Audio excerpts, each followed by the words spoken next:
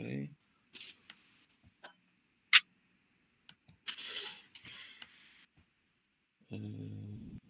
So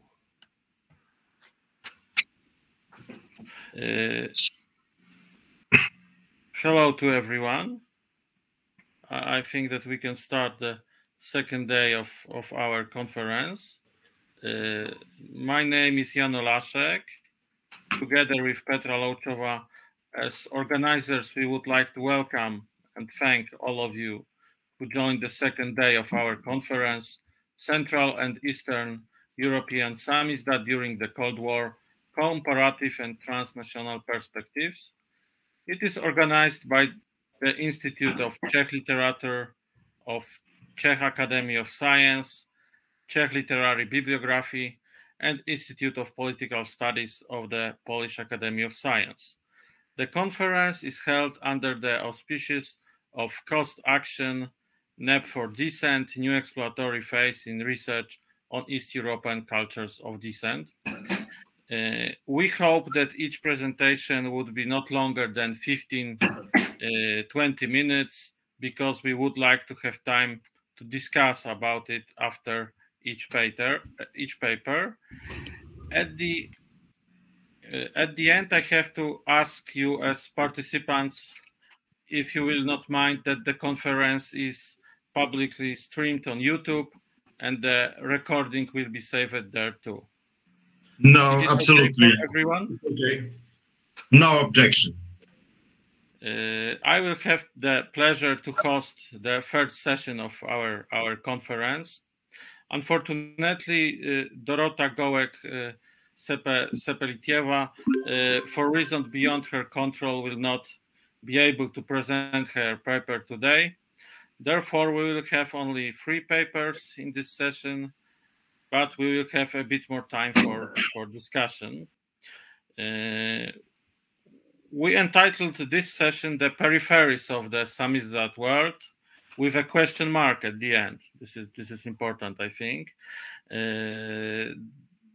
The word of the peripheries, word of Samizdat, can be defined in various ways. 2 panelists will take us on a trip to countries where Samizdat has developed on a small scale, which means that we know only a little about it. So it's very, very interesting for us. The third panelist will tell us about the Samizdat initiative undertaken by the surrealist group in Czechoslovakia.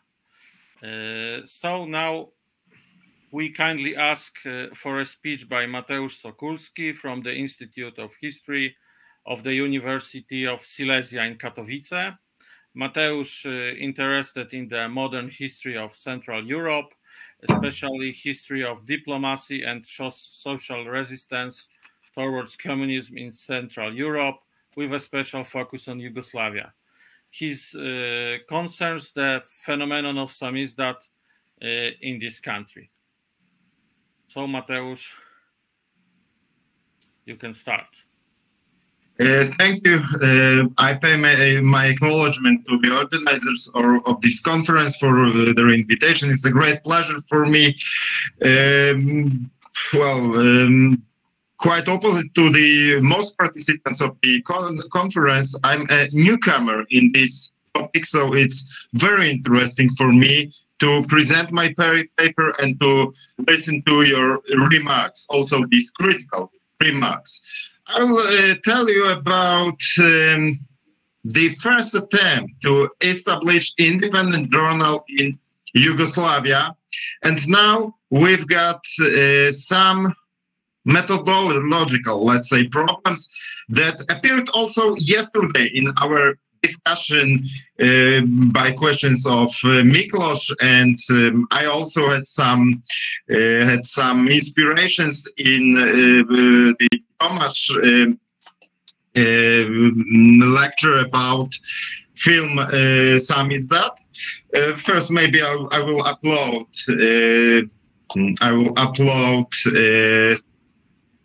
the presentation. I hope it is visible.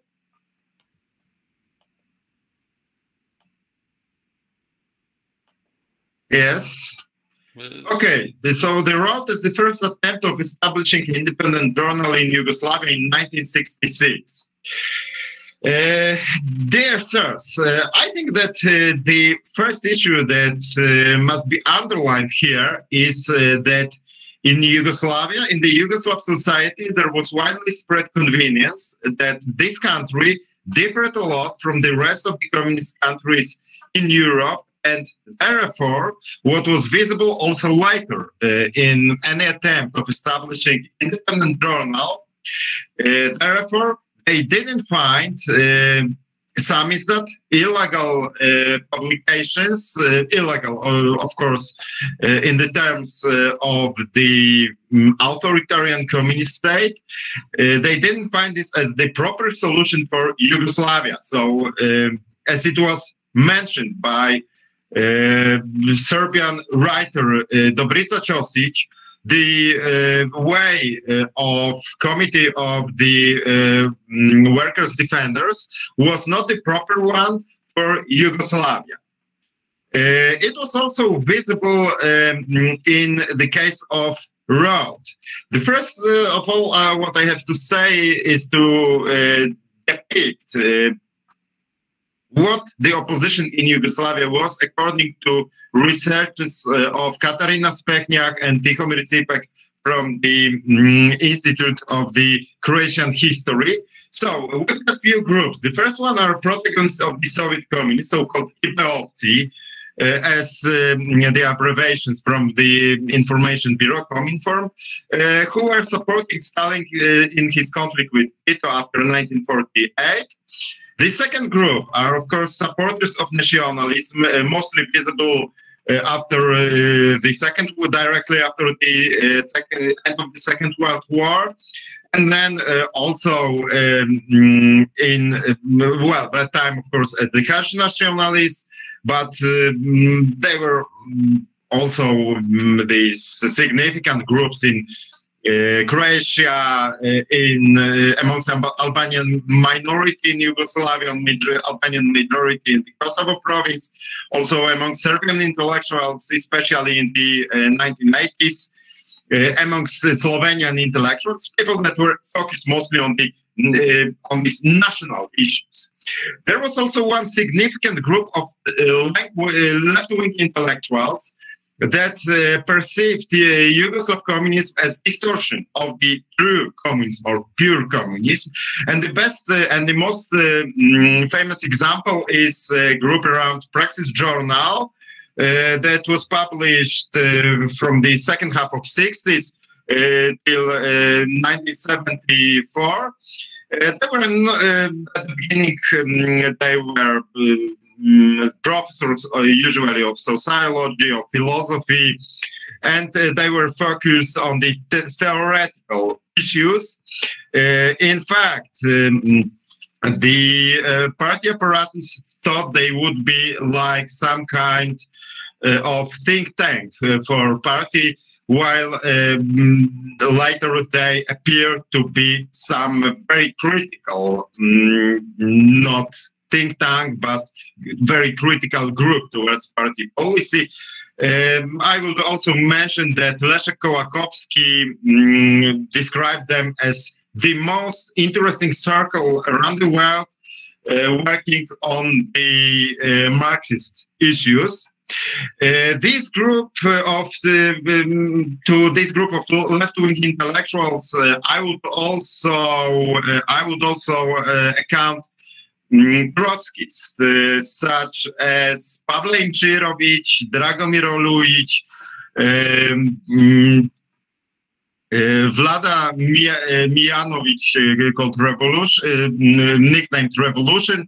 They were active from the end of the 1960s till the middle of 1980s. And the fourth group, civil rights, human rights activists.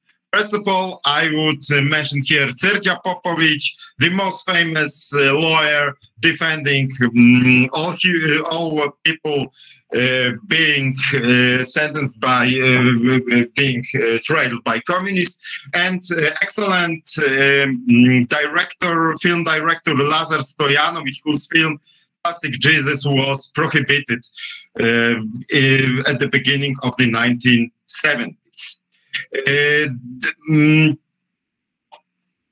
To the decade of 1960s, I would say that one more thing is very important. As I entitled the third slide, Inspirations from Abroad, as a question.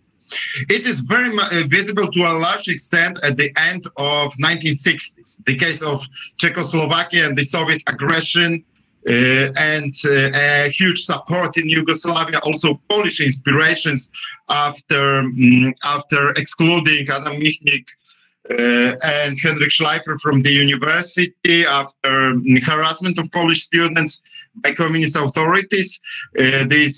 Some group of left-wing intellectuals organized meetings in their support in front of the building of the Polish embassy in Belgrade, and also Polish solidarity was a big inspiration. But at the middle of the 1960s, these inspirations were hardly visible. In fact, the only one person that would be the main person in our important for our history was Mikhailo Mikhailov.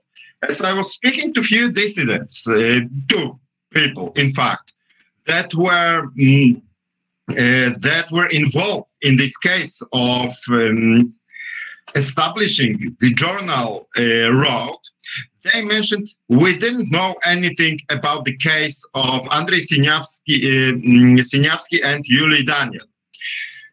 Mikhailo Mikhailov was the only one that critically responded to their process. They even, as I found out, it was really amazing discovery, responded to the very critical article in Izvestia that was typically for the communist rhetoric, condemning two excellent Soviet writers. Mikhailo Mikhailov was the spiritus movens of this first independent journal, The Road, or Put in Serbo-Croatian. I will quote one, I think, very interesting paragraph made by Mikhailov according to their process and to accusations. For anyone who has read the works of Terz and Arjak, the accusation that these writers have been fomenting hatred between peoples and aggravating the danger of war is as absurd as to claim that Shakespeare was an eminent Chinese general. So, on this way, he responded to these absurd accusations, and he was following what is going on around the world. Who was Mikhailo Mikhailov, the spiritus movens of establishing of this excellent journal, and the second most important Yugoslav dissident. He was born to the Russian family that was expelled from Russia in 1920, family of the intellectual intelligentsia background. Mikhailov was born in the mid-30s in Yugoslavia, in the suburbs of, in fact, small town in the neighborhood of Belgrade that is nowadays even can be accounted as the part of Belgrade. And he was assistant at the University of Zadar on the coast of Dalmatia in Croatia at the Faculty of Philosophy. He was working on the Russian literature. His doctoral dissertation about Dostoevsky has just been almost finished. He has to submit it, but then occurred what I will now mention. He was also fascinated with the 19th century Russian philosophy. I would mention here such people like Vladimir Solovyov, Lev Shestov, Nikolai Perkyaev, and Mikhailov was really fascinated and inspired by their admiration of personalism, of admiration of individual human being, what Mikhailov found to be deprived in the 20th century totalitarian societies. Mikhailo Mikhailov, as the doctoral student, working as the assistant at the University of Zadar, went to Moscow in 1964 in frames of the scholarship exchange, student doctoral academic exchange. After his arrival to Moscow, he was observing all the a lot of interesting things like literature life, like what was going on in not only in Soviet literature but in everyday life, in the what was the attitude of the authorities. He was very critical. In fact, his book Moscow Summer 1964, that was translated also very quickly by Paris Culture by Jerzy Giedroyć and issued in Paris, is one outstanding, I think, study of the Soviet regime. Of course, one very subjective study. Mikhailov then was put to the trial due to this book that was written the attempt to overthrow the social and political order in Yugoslavia. But finally, due to interventions of Arthur Miller, who was at that time chief of the World Pen Club that held its meeting on the Bled Lake in Slovenia, the Yugoslav authorities decided to withdraw with harsh means in accordance to Mikhailov and his book. But this was very important and inspired him for the further activity. As Mikhailov wrote, I quote, after a turbulent turn towards democracy, which took place in our country in 1948, so the split with Stalin, a turn which defined the development of all the other socialist countries, not only Yugoslav society. Yugoslav society has now reached a critical point from where the road leads either backwards toward totalitarianism of the Soviet style or towards democratic socialism, which has never existed anywhere before.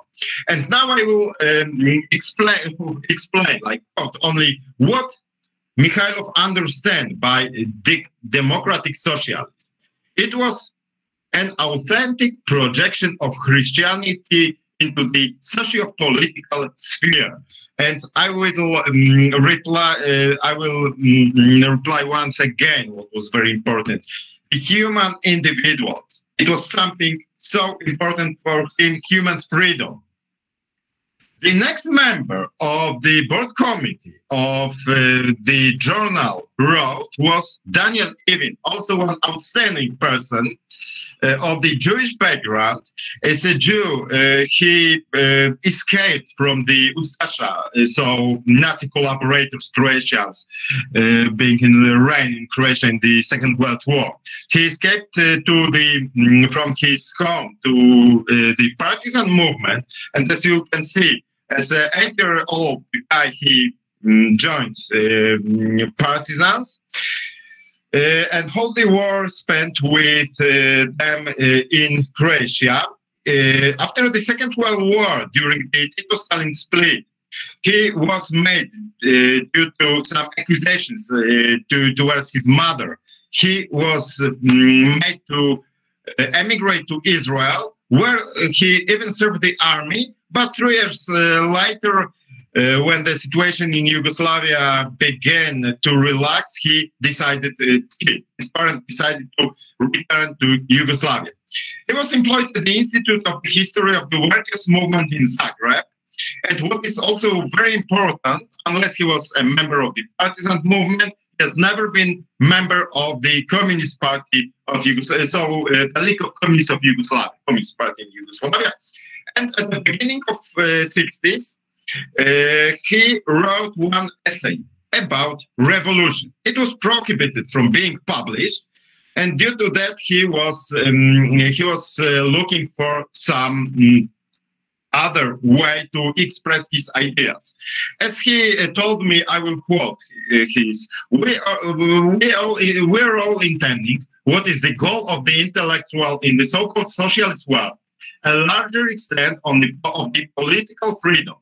in Yugoslavia, we had really great creative freedom. And the academic freedom was limited only if someone, as it was in my case, was anti-Marxist as a historian or sociologist. Then one could suffer the consequences. The censorship issued a ban on the publication of Moscow Summer by Mikhailo Mikhailov, in response to which we tried to start a journal. In fact, even found out by Milovan Dzila's wife, Štefica, that there is such person like Mikhailo Mikhailov. Even was interested in the case of changes in Yugoslavia after Tito-Stalin split. That time, Milovan Dzilas was the crucial person in the Yugoslav authorities, and he wanted to contact him, being imprisoned, of course, so the only way to contact him was by his wife, Štefica. Štefica Dzilas mentioned him about Mikhailo Mikhailov, explained him his case, and it made possible to start exchange of the letters. We even sent him his essay on revolution, critical essay towards also the authorities, and they decided to start some way of independent journal. On July 11th, there was submitted the letter of intention about establishing of this journal. It was submitted by the secretary of the committee, Dusan Kaparovic. On this page, on the left, you can see Dusan Kaparovic with her husband, Jovan Parovic, one outstanding lawyer, famous defendant of the human rights activists or political prisoners in Yugoslavia, who was the author of the statute for this journal. And he was also important person helping Mikhailo Mikhailov in the further time. You can see here as the second from the right, Mikhailo Mikhailov. The first on the right is Daniel Levin. This photo on the left is from the first half of 1970s. On the right, you've got, of course, Daniel Levin as an older man.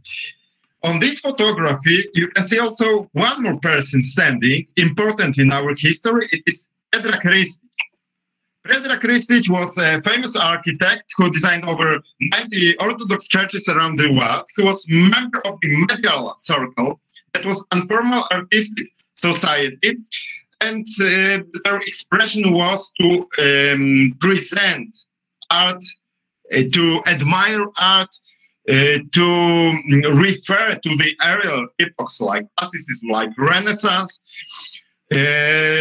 Peja Ristic also, maybe I will add this one detail, was performing Joshua in the film Master and Margarita in 1972, and because of that, and he was nicknamed Predrag the Jesus, like Peja is called. According to Mediala, there was also one crucial person. Mateusz, I have to say you that you have 4 minutes, so you can go to the conclusion. Sorry for interrupting. To the conclusion. Okay, I will try. Leonid Chayka was one important representative of this Mediala movement. Here you can see some of his works. There says, as I mentioned, on July 11th, on behalf of the initiative group, Dusan Kaparovic, as the secretary of the editor board, submitted the official request to the authorities, and they also announced, it was also announced in this intentional letter, that they would meet in Zadar on August the 10th, and they will present their journal and present the aims of their group. The first issue contained the poem of Maria Chudina, also member of this Mediala group, entitled Tiger, and also some artworks of Leonid Chayka, and they gathered on August the 10th there were few people, like the most important were Daniel Levin, Predrag Ristic, who signed the Zador Declaration with small remarks. I'm not a Marxist. But what is important, there was no Mikhailo Mikhailov, who was detained 2 days earlier, as the authorities anticipated big problems for them, as there was visible a great interest of the world public opinion. I mentioned earlier this intervention of Arthur Miller. There was a number of journalists who announced to come to Zadar. This attempt did not manage, and unfortunately, they were detained in Zadar. Of course, in fact, they were made to come back to their cities, to Zagreb, to Zadar. Some of them lost their work, and this attempt did not manage. They did not decide to make any journal in future, as they found the legal way as the most proper one. This magazine, as they stated, was an organ of the group of citizens with democratic and socialist orientation, through which they want to publicly express their thoughts, ideas, proposals, political views, criticism. And what is important, I think, in this case, what is visible? We don't have here Samizdat in its pure oblique, Samizdat par excellence, like authors being aware that authorities wouldn't let them publish their journal, publish their thoughts, their ideas, their articles. They try to do it on the official way, quite opposite to the rest of the Eastern Bloc. It was even impossible to think about such things in the Soviet Union, in that time Poland, like independent journal to be critic, to enrich the political, social life. Quite similar situation was in case of the further journals, like Javno, so we can translate it like openness, transparency, publicity, from the beginning of 80s. That was also prohibited. In fact, the only way we can speak about Samizdat in its pure oblique in case of Yugoslavia, I would say it was oral Samizdat. In case of Serbia, of whole Yugoslavia, the pub, the cafe, tavern, so-called, is a very important institution of exchange of thoughts, of exchange of ideas. And all this informal group of dissidents were gathering mostly in these taverns. Even they were writing petitions, what was very important way to express their objection towards authorities' policy, but it was in the 1970s. And Samizdat in the pure oblique, I found only one case in the 1980s, but only by some interviews. So I haven't seen this Samizdat issue on its own. And yeah, I would underline this oral Samizdat as the most important in case of Serbia. I think we can carry on with that during discussion. Now I'm sorry for being delayed a little bit, for speaking too long, and thank you for your attendance.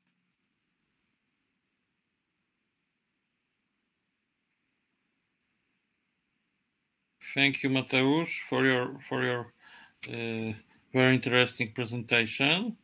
And now we will have discussion on your paper. So, who wants to ask something or give a comment?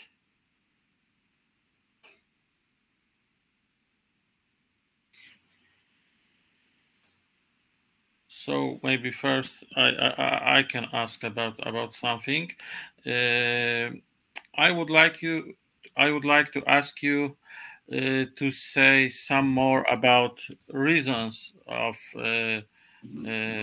that in Yugoslavia there was a lack of classic Samizdat or written Samizdat. Because in my opinion, the most important thing is this not high level of repressions, and that they can say open in official or in a gray zone many things. But maybe you can say something about others reasons, for example, some reasons from cultural or social background. In Poland, many people think that, and probably this is true, that many Serbian have pro-Russia attitude. And that there's something in tradition and history of Serbia. So I would like you to ask about it. And the second thing, it will be the diversity between various nations in former Yugoslavia, and the role of maybe some national minority, because in other countries we have Samizdat of national minority, for example in Romania or in USSR, of course. So this is my questions.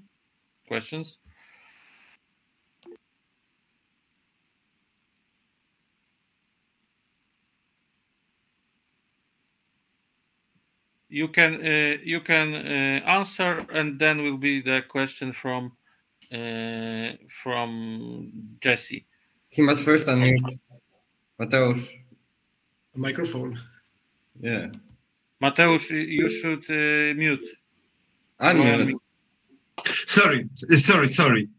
Thank you. I just wanted to say that your questions were very interesting, and now I was focused on the question of Jesse. That is also quite interesting in this case. Yes, Piotr, you've got also a question? Yeah, I mean, it's, like I have two, questions. One question is how Yugoslav, repression apparatus really worked, because as far as I remember, it was, first it was not a case of preventive censorship, in the sense that Mikhailov was he was sentenced for what he has written in foreign press, right? And the funny thing is that before he was sentenced for what he has written in Dilo, and he appealed and he won. So I think one thing is to kind of to answer this question, or like this kind of combination of how Samizdat is conditioned by the repressive apparatus of the state, is to consider the differences between how this kind of cultural surveillance worked in for East, our countries like Poland, Hungary, Czechoslovakia, and Yugoslavia, and the other comment about oral Samizdat is that I find it a little bit fishy in the sense that it implies a possibility of a situation when you cannot even hold your thoughts in private, like a total totalitarian situation, which we know was never the case even under Stalin. If you read Orlando Figes' The Whisperers for for example. So like kind of, you know, like this what would be the you know, what would be the difference, the added value of when the usual private speech kind of becomes oral Samizdat. So that's my two questions. So maybe now I will read Jesse's questions, because people in YouTube don't see a chat, and then Jakub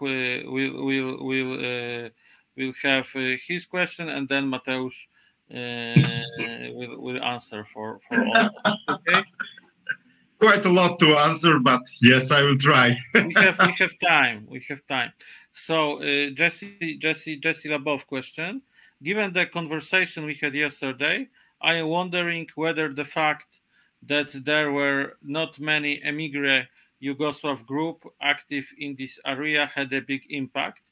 I worked for a while on one such emigre group, Caddi, but it was unusual.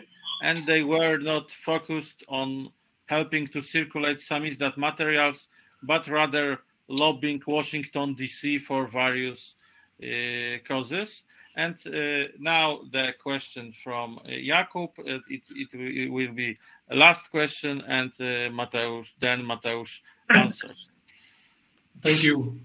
I wanted to ask Mateusz, what about so-called fanzines, like fan magazines, which were very well known in, for example, in Polish, Czechoslovak, and even in Bulgarian context. It was kind of semi-official publications, for example, connected with punk subculture and or science fiction subculture. Do we have any evidence in Yugoslav context of such so-called fanzines? Mm-hmm. Thank you.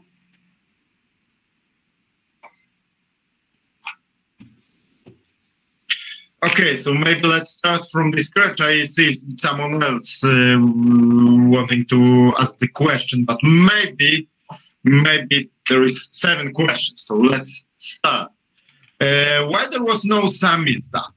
The first thing I would like to underline here was this mentioned by myself at the beginning, convenience that Yugoslavia is something different. That Yugoslavia has a larger extent of freedom rather than other communist states of Europe. What I would argue that was true. This state repression was also widely spread, especially in such moments as Tito-Stalin split, as later at the beginning of 70s, we can see also such moment when the Croatian activities in frames that were active in frames of the so-called Croatian Spring were active, and they were also cracked down by the authorities. Very similar case we can observe also 2-3 years later in case of Serbia, when these professors, members of this praxis group, were suspended from their working place at the Belgrade University. I would say that there was not so large democratic tradition. It's also a very important factor why there was no organizing of such groups. So it is definitely one very important factor. The next important factor why there was no Samizdat was probably a bigger acceptance of the communist regime amongst people rather than in Poland. In Poland, case of the Soviet Union, especially these Western republics, Lithuania, Ukraine, Latvia, Estonia. Well, in case of Poland, it was, of course, a great dishonor to be a member of the Communist Party. Well, in Yugoslavia, it was some kind of prestige for many people. There were also very particular privileges to the party members, and I would say this extent of acceptance was much more larger rather than in Poland. The lack of the democratic tradition also is an important factor to underline, and this convenience amongst people that were something different. This way that was undertaken in Poland, in Czechoslovakia, was not the proper way in case of Yugoslavia. In fact, such actions inspired by the Polish case and Czechoslovak case, like the Free University in the 1970s, did not find broader support, and they were in fact exceeded only to some societies, to some groups, mostly in the biggest cities of Yugoslavia. First of all, Belgrade, also Ljubljana in Slovenia, and to a smaller extent to Zagreb. What was also very important to underline here, the communist authorities always were working in order not to let people exchange their ideas between Zagreb, between Belgrade, between these people that they were disobedient towards regime. The second, well, in fact, I'm sorry I cannot give you so exhaustive response to this question, but as I mentioned at the beginning, it's important remark for me for the further work. Okay, I will respond also to this UCL question that appeared here, but first I will take this, I will try to reply to Jan, to his second question. Diversity between nations and the role of national minority. Well, in fact, the only significant and very problematic for the communist regime national minority was Albanian minority that was from the very beginning of the Yugoslav state reluctant towards communist regime. I cannot answer you about their attempts to establish any papers because I don't speak Albanian and I did not carry out their research. What is important in Albanian case, they were really fascinated by the Maoism, by the Tirana example, and as the poorest province of Yugoslavia, they and very, very reluctant towards Yugoslavia. They were very often organizing protests, but to say very shortly, okay. We had, of course, such minorities as the Hungarian minority in Vojvodina, but I found only one case of such disobedience, as they were reprinting some Polish articles about solidarity movement in the 1980s. In other cases, we cannot speak about minorities, but we can speak about constitutional nationalities.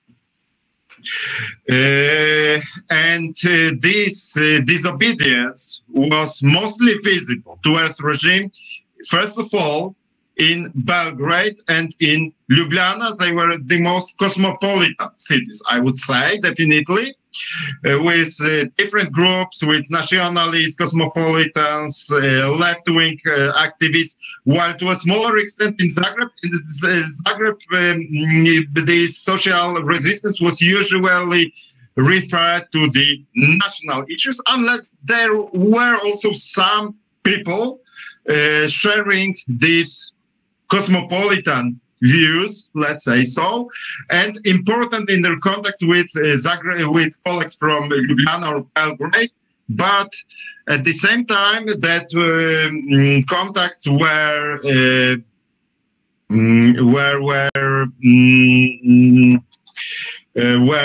very excited due to the presence of the state apparatus repression. It was what is mentioned by most of the members of the social resistance from different periods. They were really afraid of connecting between ourselves, between changing ideas, of any kind of dialogue. It is what every totalitarian regime really fears. The next question: how Yugoslav repression apparatus really works? No case of preventing censorship. The case of Delo. Yes, of course, I didn't say everything. And this book of Mikhailo Mikhailov, The Moscow Summer of 1964, was at the beginning published in the official journal, cultural journal Delo.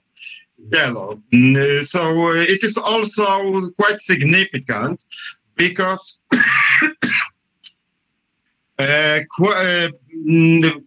it's also typical for Yugoslavia that some more independent texts were possible to be published, maybe not in the official press, official party press, but like in the student press. There was also a question, Croatian historian Marko Zubak, the Yugoslav Youth Press, student movement. So we had such titles like Studentski Vidit, so students' views, Studentski List, student. Excuse me, Mateusz. Maybe I have to say that you should answer it maybe on the chat, because we have to listen second and third paper. So thank you very much, Mateusz. Thank you a lot. Now we will have the pleasure to listening to the Jakub Mikuleczki's paper entitled Samizdat in a Comparative Perspective. Why was Bulgarian case so much different from the Czechoslovak one? Jakub Mikuleczki works in the Institute of Slavonic Studies of the Czech Academy of Sciences in Prague. He published articles and studies in the field of Bulgarian unofficial literature during the Cold War. So now it's time for you, Jakub. Thank you. Thank you very much for the invitation at this conference.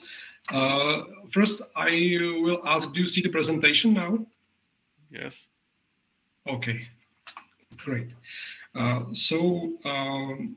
The title of my paper is Samizdat in a Comparative Perspective. I will compare the Czechoslovak Samizdat with Bulgarian Samizdat during the socialism. This paper has the following goals. First, to compare a quantity of Samizdat publications in both Czechoslovak and Bulgarian context during the socialism. Then to define main parametric differences between them, and then to define a possible literary, historical, and social political reasons for their quantitative imbalance, for their quantitative asymmetry. I will compare the two phenomenons in 4 categories. First, it will be cultural and literary journals and other periodicals. Then collections of poems, so Samizdat poetry, published in form of Samizdat books. Then prose, it means novels, novellas, short stories, and so on. And the last category, I will compare it in drama, in dramatic texts published via Samizdat. Excuse me, Jakub. Yeah. Do you change? Okay, now I see Don't that. worry. Yeah. Okay, it's work. Sorry. So The first category is Samizdat cultural and literary journals during the socialism. Before I start to explain the phenomenon, I have to say that that from the Bulgarian side, from data from Bulgarian Samizdat, I took from my own research, and the data from the Czechoslovak Samizdat I take from Michal Přibaň, Encyclopedia of Czech Samizdat, published in 2018. So please don't consider the numbers as a dogma. It's just approximate more or less numbers, just to say, just to show the big difference between them. So if we look at to Bulgaria, we know about eight such journals published in Samizdat during the socialism. In Czechoslovakia, we know about 125. Actually, maybe they are much more in general. Also, I wanted to compare fanzines, especially science fiction fanzines. They are also in Czechoslovak context. They are much more than in Bulgarian. Considering the collections of poems, I found in Bulgaria, about 36 such Samizdat books with poetry. If we compare it just only with Edice Popelnice from Czechoslovakia, which was one of the famous Samizdat series, it's less than in Edice Popelnice. If we take 10 selected Czech Samizdat series, including the most famous ones like Edice Petlice, Edice Popelnice, Expedice, and so on, we have about 262 books of poetry.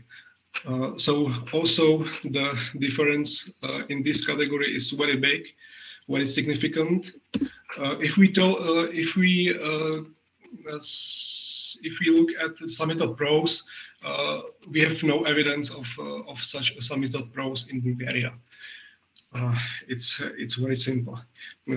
Of course, we have cases of so-called draw desk draw literature, which is unpublished text, which is hidden actually, but we don't have any evidence for a distribution in form of Samizdat of such unpublished texts.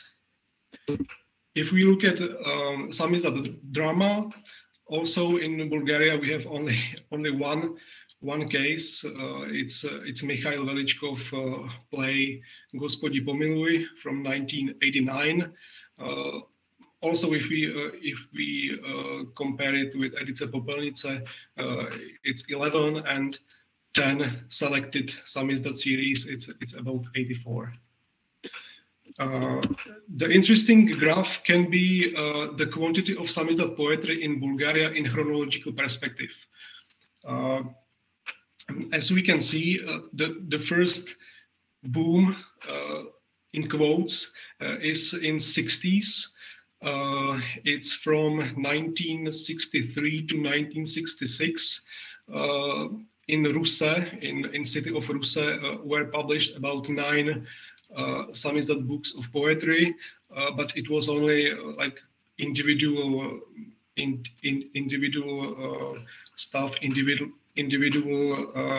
things organized, but a group of friends from the city. Then we have a pause, and then another boom of Samizdat publications of poetry is in Perestroika period from 1985 to 1989.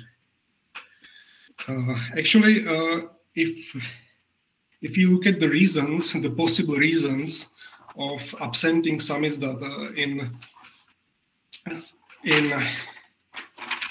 in Bulgaria, we can talk. We can say that maybe it's because that there was no great social political cataclysm in Bulgaria, no historical event which could exclude whole groups of intellectuals from the public life, as happened, for example, in Czechoslovakia after 1968. Then in Bulgaria, there were mainly ostracized individuals among active authors, not the whole compact groups. If we exclude the authors and dissidents from the Turkish minority, it's another story. But even the Turkish authors didn't establish a strong samizdat. Actually, they established no samizdat.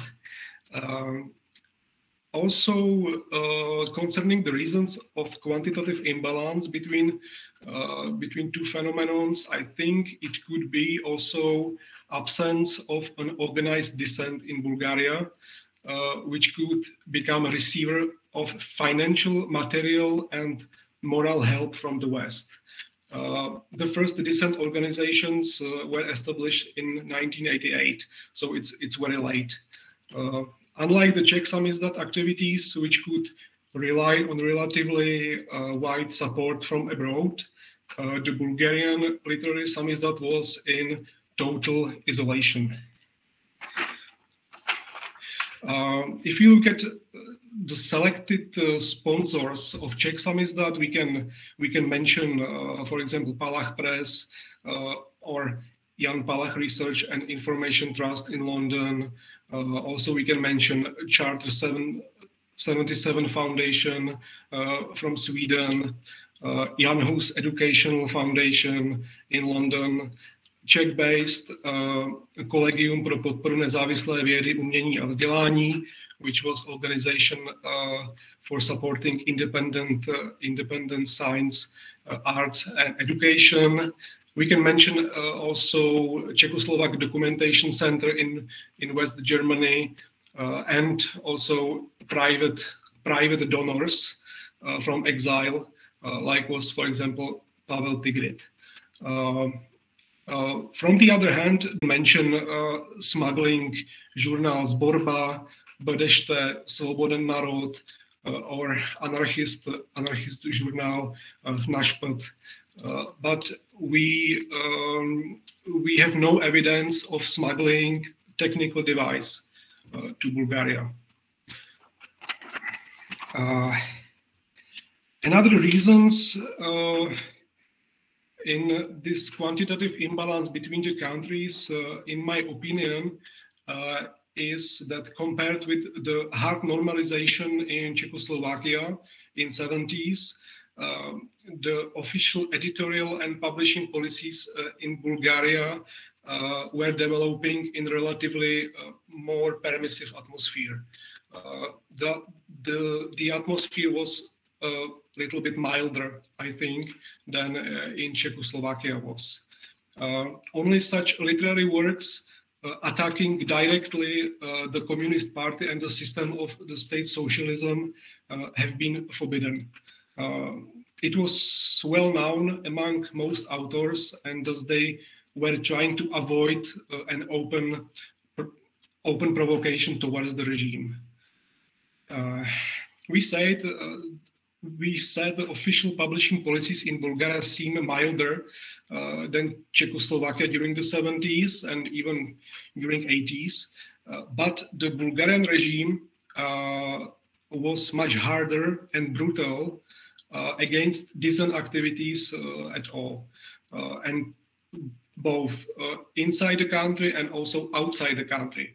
We know that, for example, a prominent Bulgarian dissident, Georgi Markov, was killed by KGB and by Bulgarian secret police in London in 1978. All signs of a political opposition in the 70s were being eliminated at the very beginning. Some Bulgarian dissidents were killed in prison. For example, Georgi Zarkin was killed in Pazarjik prison. Boris Arsov actually was kidnapped from Denmark and then sentenced to, I think, 15 years and then killed in prison in Pazardzhik. Another dissident, Volodya Nakov, was killed also in Pazardzhik prison. So the repression was I think much harder than in Czechoslovakia.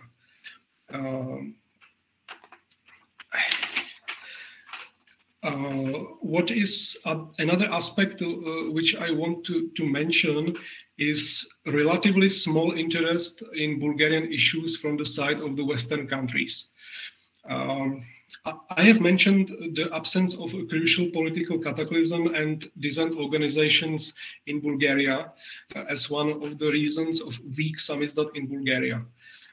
I think it could be connected with a small interest in the situation in Bulgaria from the side of the leading Western countries. Let's give an evidence. If we look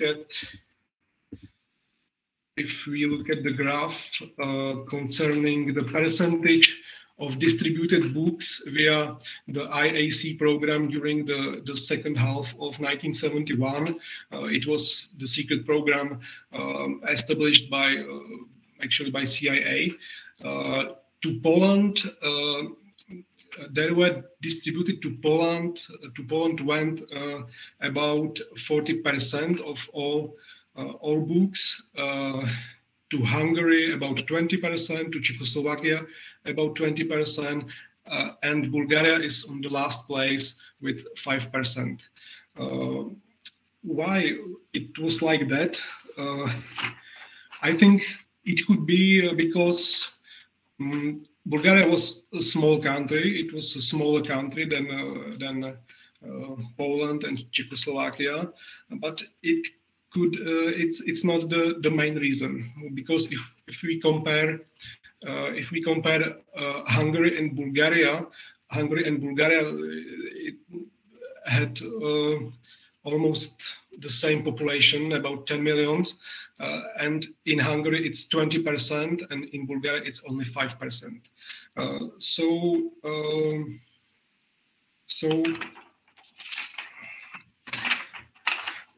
It seems there was much harder postal censorship in Bulgaria than in other countries.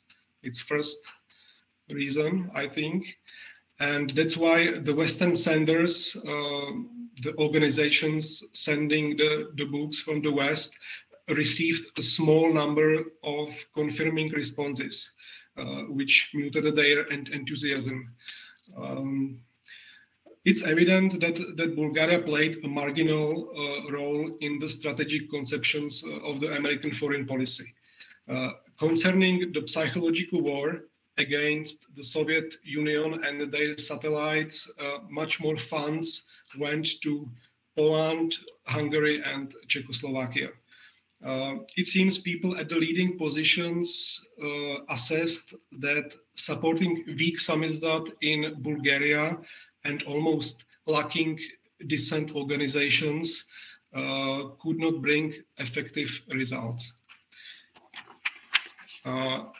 As final words, I will do some conclusion. The character of the Bulgarian samizdat was strongly different from the Czechoslovak one.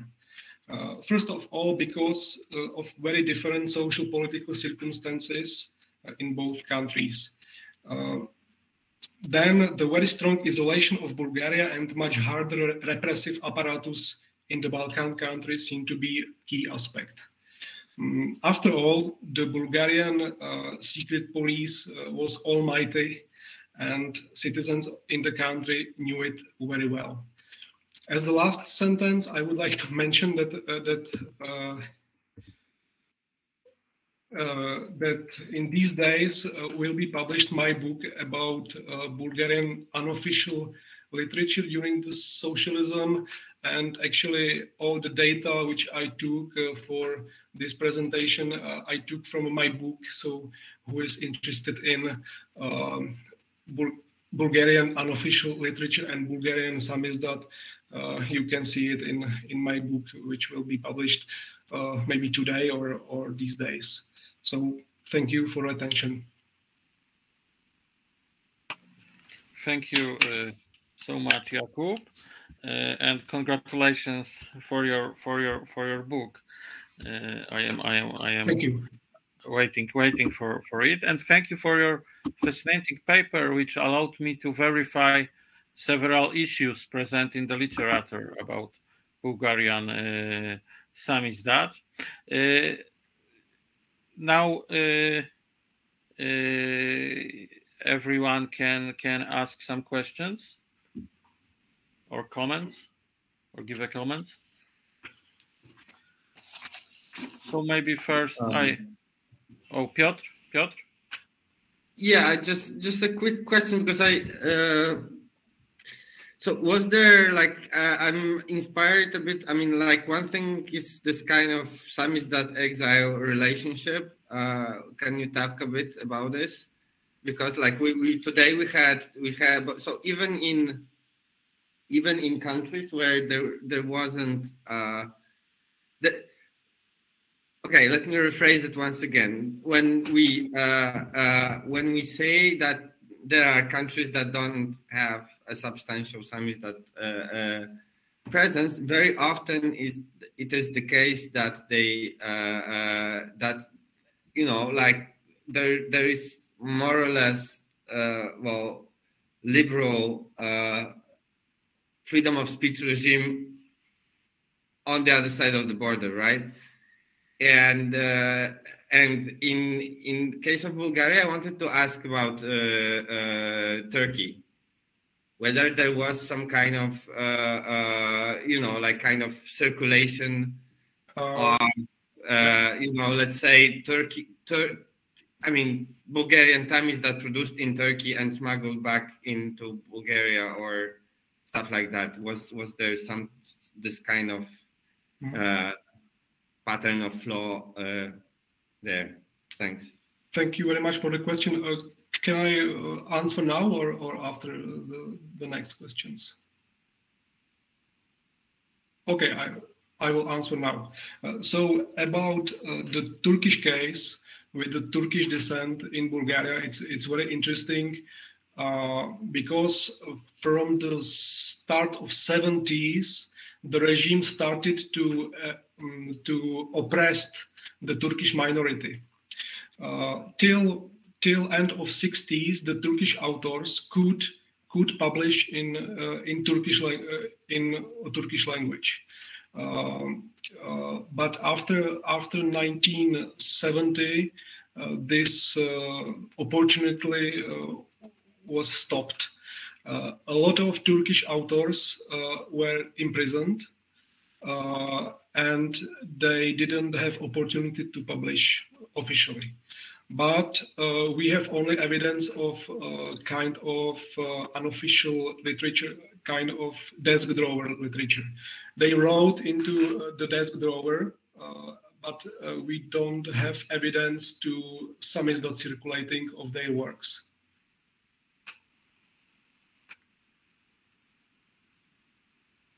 I don't hear you. We have another question from Gabriela Romanova from chat. I will read it. Jakub, is it possible to search in materials in Secret Service archive of Bulgaria nowadays? Of the evidence that it was no smuggling of technical device.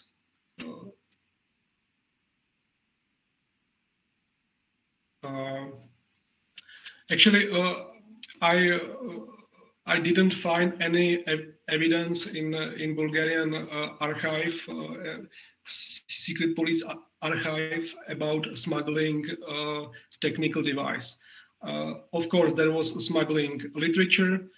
There was smuggling like political leaflets and political programs and political exile journals from Bulgarian exile, and as well from the other national exiles from the West, but I have no evidence for smuggling technical devices to Bulgaria.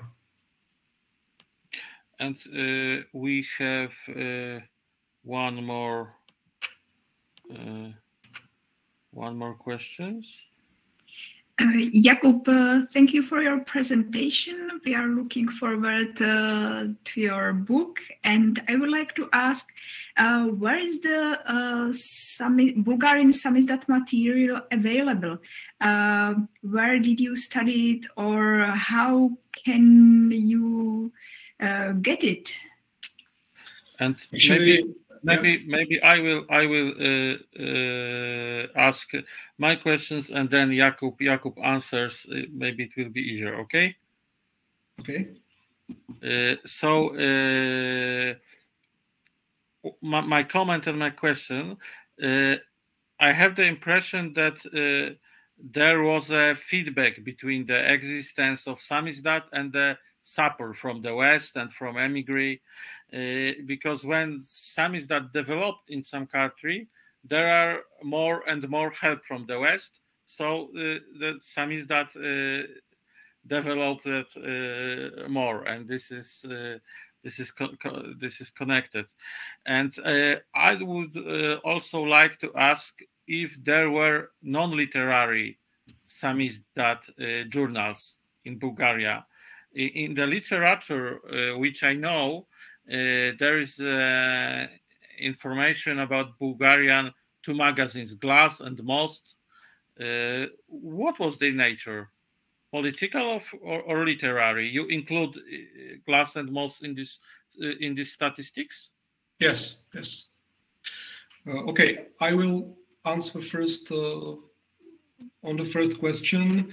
Actually, it's very difficult because there was no library funds in the Bulgarian libraries concerning Samizdat. So some of them, they are in regional libraries. So you have to travel around the country and to find the materials, and also most of them even are not in the libraries, not in the archives. They are in the personal hands. So you have to call people and ask them to receive the materials. And actually, the second question was about the Glass and Most. Yeah, Glass and Most. The most famous Samizdat journals in Bulgaria were established in 1989, so it's in the late period.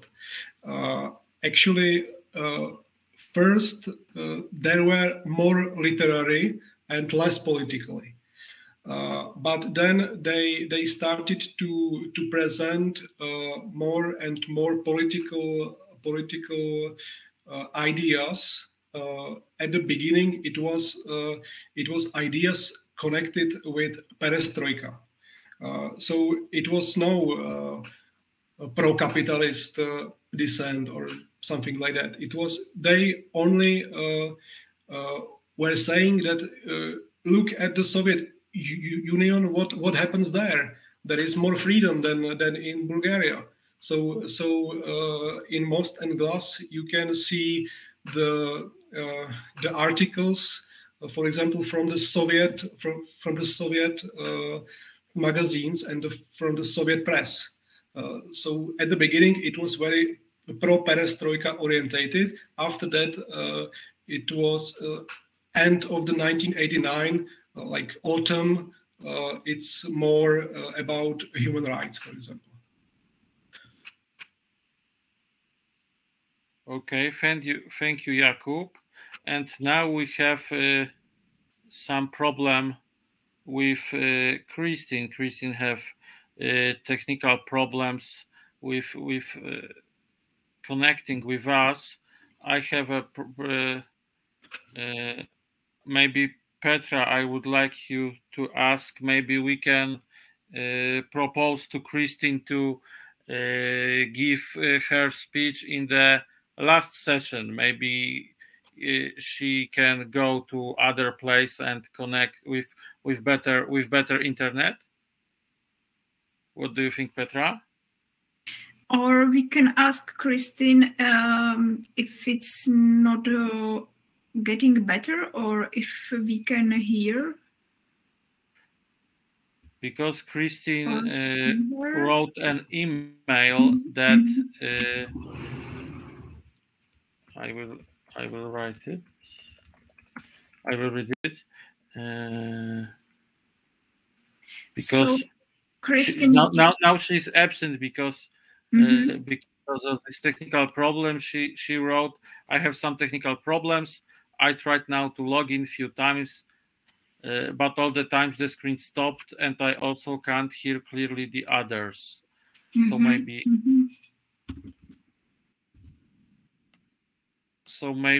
now we should.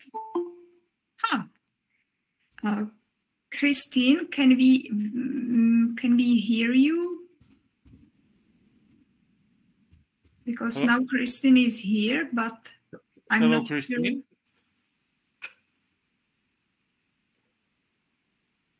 Christine, do you hear us?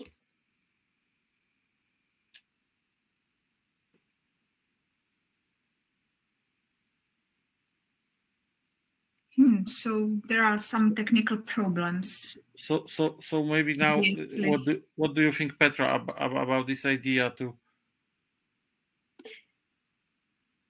I think we can continue in the second question,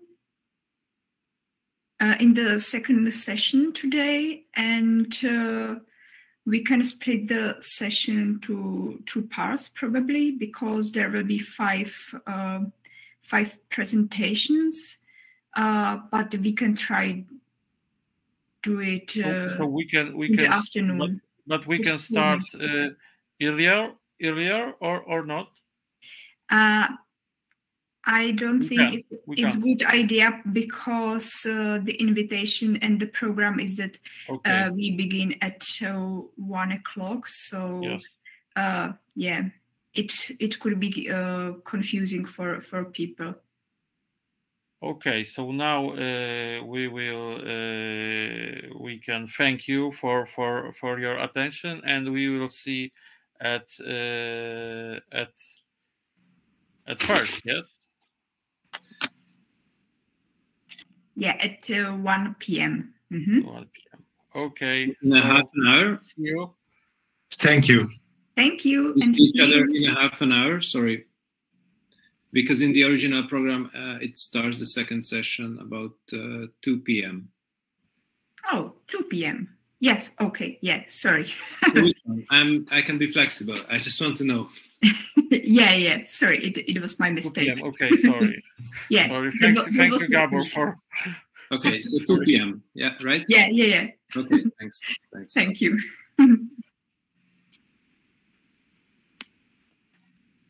Thank you a lot. Thank you.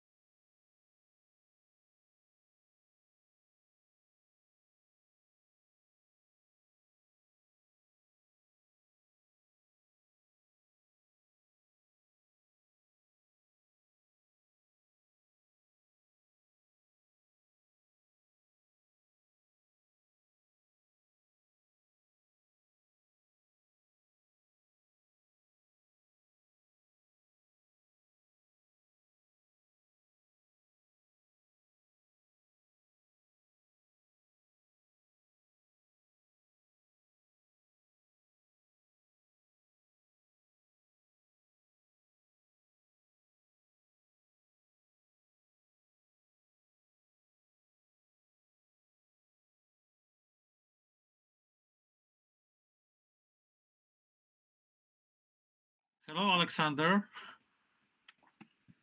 Hi. Or maybe good morning for you. Good.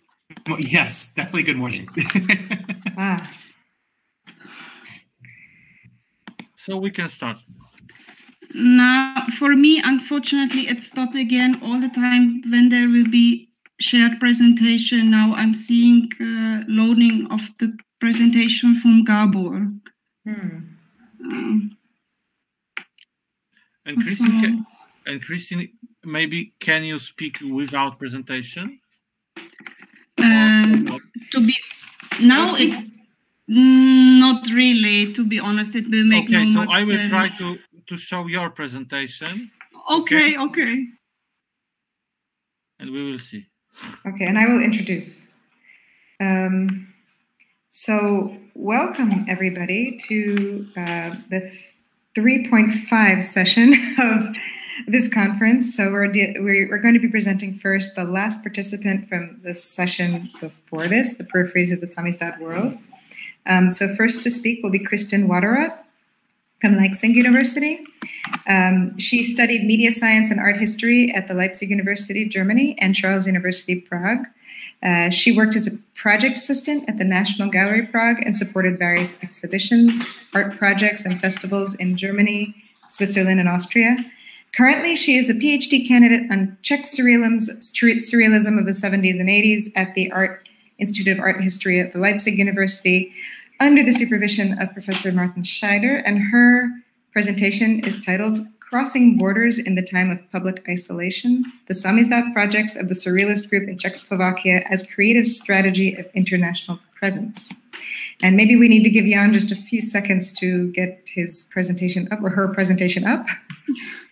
Okay, perfect. Okay, and I will let you know at 15 minutes or so where we are, okay?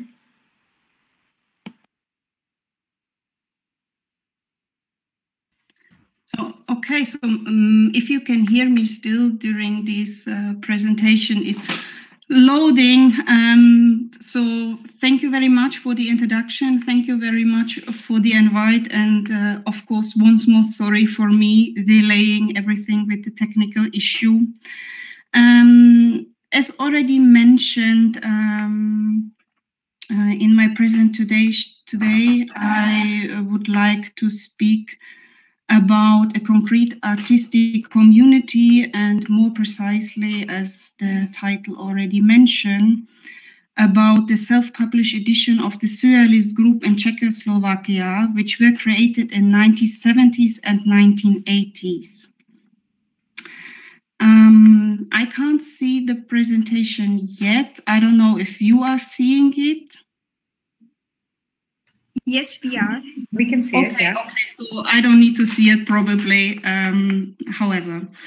So in 1935, the surrealist Benjamin Freud wrote that to avoid its own designation, surrealism had to bypass the narrow borders of France and adopt an international presence. And in fact, the surrealist movement spread from Paris in lands like Belgium, Spain, and Great Britain, but also in various countries in Central Eastern Europe. First slide, please.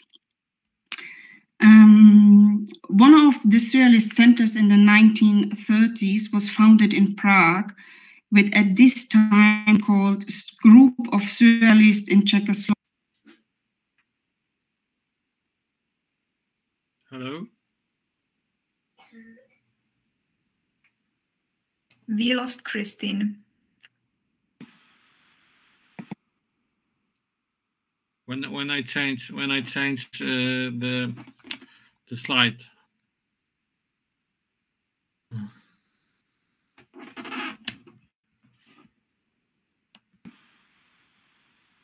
Should we wait a minute just to see if she can rejoin?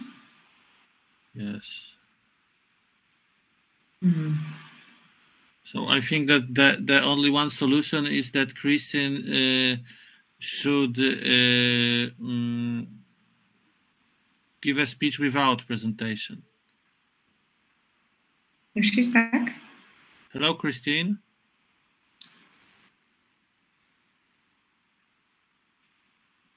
Christian? Yeah, I'm sorry. Maybe one solution is to connect us by mobile phone for Christine.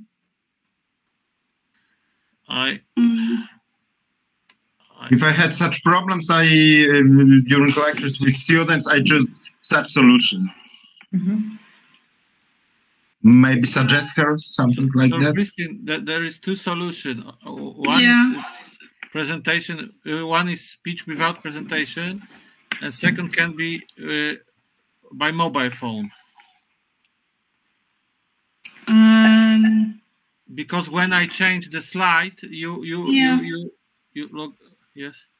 Yeah, I'm disconnected then all the time because somehow with this presentation it is not working for me. One more possibility, and I've done this in when they're sharing issues, is Jan, perhaps if you could send us all in an email the presentation, we could look at it on our screens and listen to Kristen. Okay, yet another solution. Or maybe Petra, it's okay with her. Could you put this presentation in this common Google Drive yes? Can you do it? Because I don't know how. Okay, and then we can download it and look at it while you talk, Kristen. That might work the best. Well, can we just share the presentation? I mean, like, I will download it and. And we tried that. It had disruptive effects. Yeah. So all the time. I shared the presentation, but when I changed slide, Christine was log out. Or for me completely frozen. Now logged out, but probably this is not for some reason not working. I suggest that we move to the next speaker and then try to put Kristen on later in this session, and maybe by then we'll have successfully been able to download the presentation. Okay. So now it will be first speaker from your session, and yours. So, hello again, everybody. Welcome to the fourth session from this conference, soon to be supplemented, we hope, by Kristen.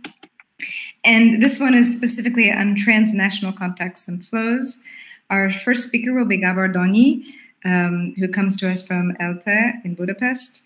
He graduated in Hungarian literature and philology and comparative literature at ELTE, where he also did his PhD in comparative literature.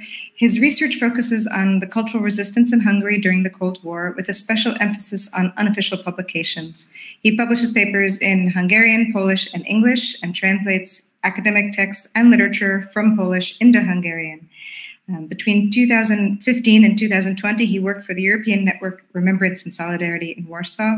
And in 2020, he received a postdoctoral scholarship at ELTE as well, within the framework of the National Excellence Program of Hungary, which are quite competitive, so congratulations. And currently he's working on a monograph on Samizdat culture in Hungary from 1956 to 1989, and that's what he'll be presenting today. The title of his talk is Stockings and Free Thought, the Polish Opposition's Role in Shaping Hungary's Second Public Sphere in the 1980s. Well, Gábor, the floor is yours. Please share. Thank you very much for this kind introduction, and also thanks for this wonderful conference, which I believe it's still wonderful despite we have some technical issues. I shared my presentation. I hope you can see it. So in my presentation, I would like to examine the impact that Polish dissidents have had on the Hungarian second public sphere since 1976. I will focus on techniques and strategies coming from Poland that were used in the Hungarian second public sphere in the 1980s. My presentation will be structured in a way that first I will say a few words about my theoretical framework, then I will speak about the most important forms of interaction between Polish and Hungarian dissidents, and then I will give you an overview about the adapted knowledge, namely the technique of alternative printing, techniques of conspiring, and also about the strategy of openness and legalism. So the theoretical background of this study is the phenomenon of transnational diffusion. This is a term to describe how different ideas, writings, modes of action, and strategies have been dispersed and crossed national borders to fertilize each other. Transnational diffusion certainly has had a major impact on forms of dissent and cultural resistance, significantly transforming the political climate in the countries of the Soviet bloc. And what is also important is the fact that from 1976 onwards, Poland was the center of opposition in the Soviet bloc. What was really useful for me is that Padre Kenny has developed a typology for the study of transnational diffusion. He divided the modes of contact between dissidents or opposition groups into 5 categories. I'm not going to mention all of them, just pick up 2 which are important from the perspective of my study. The first one is text, which means that dissidents could engage in dialogue with each other indirectly through texts published in Samizdat or in Western countries.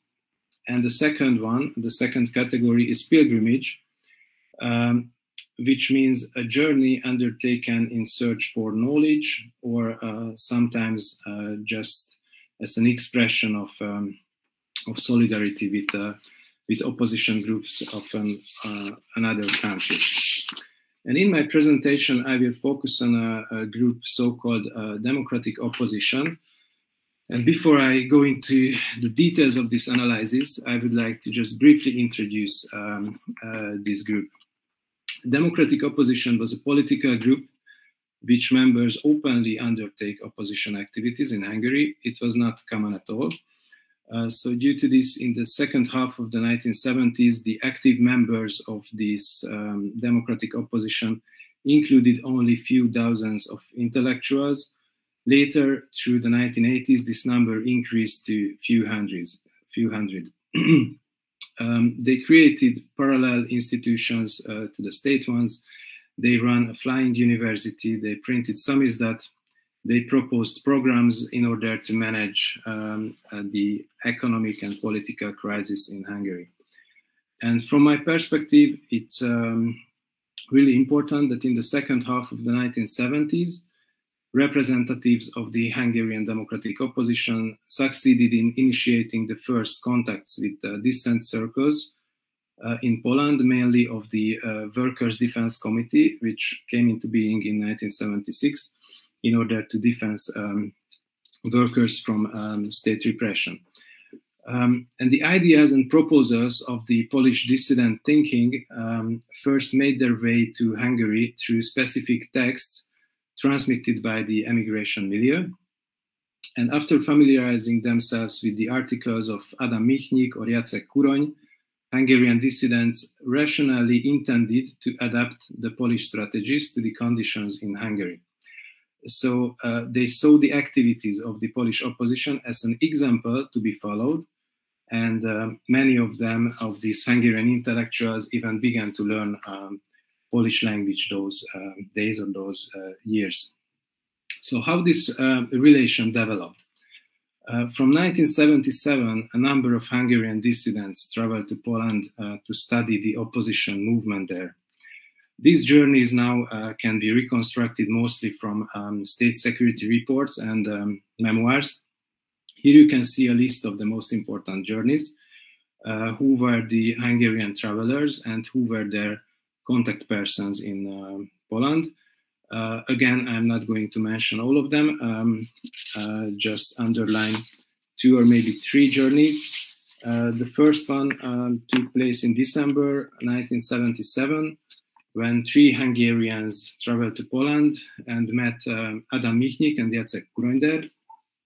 These Hungarians were accommodated in the paper mountains of the Polish Samizdat newspaper Robotnik, Worker.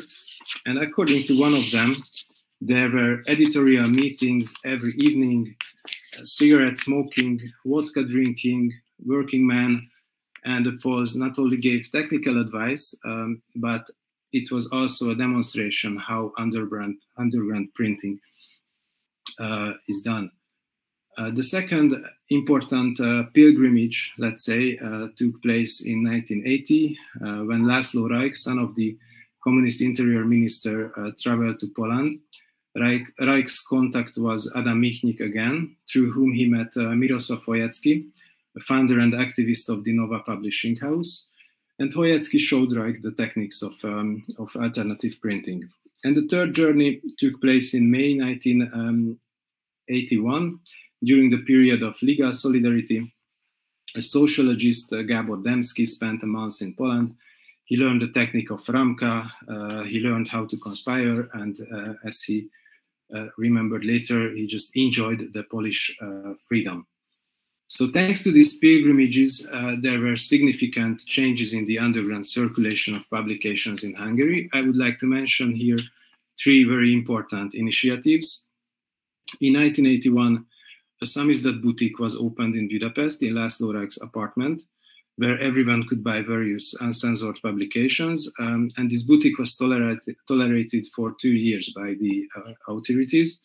The second important initiative was the Samizdat journal bestseller, The Speaker, which began to appear.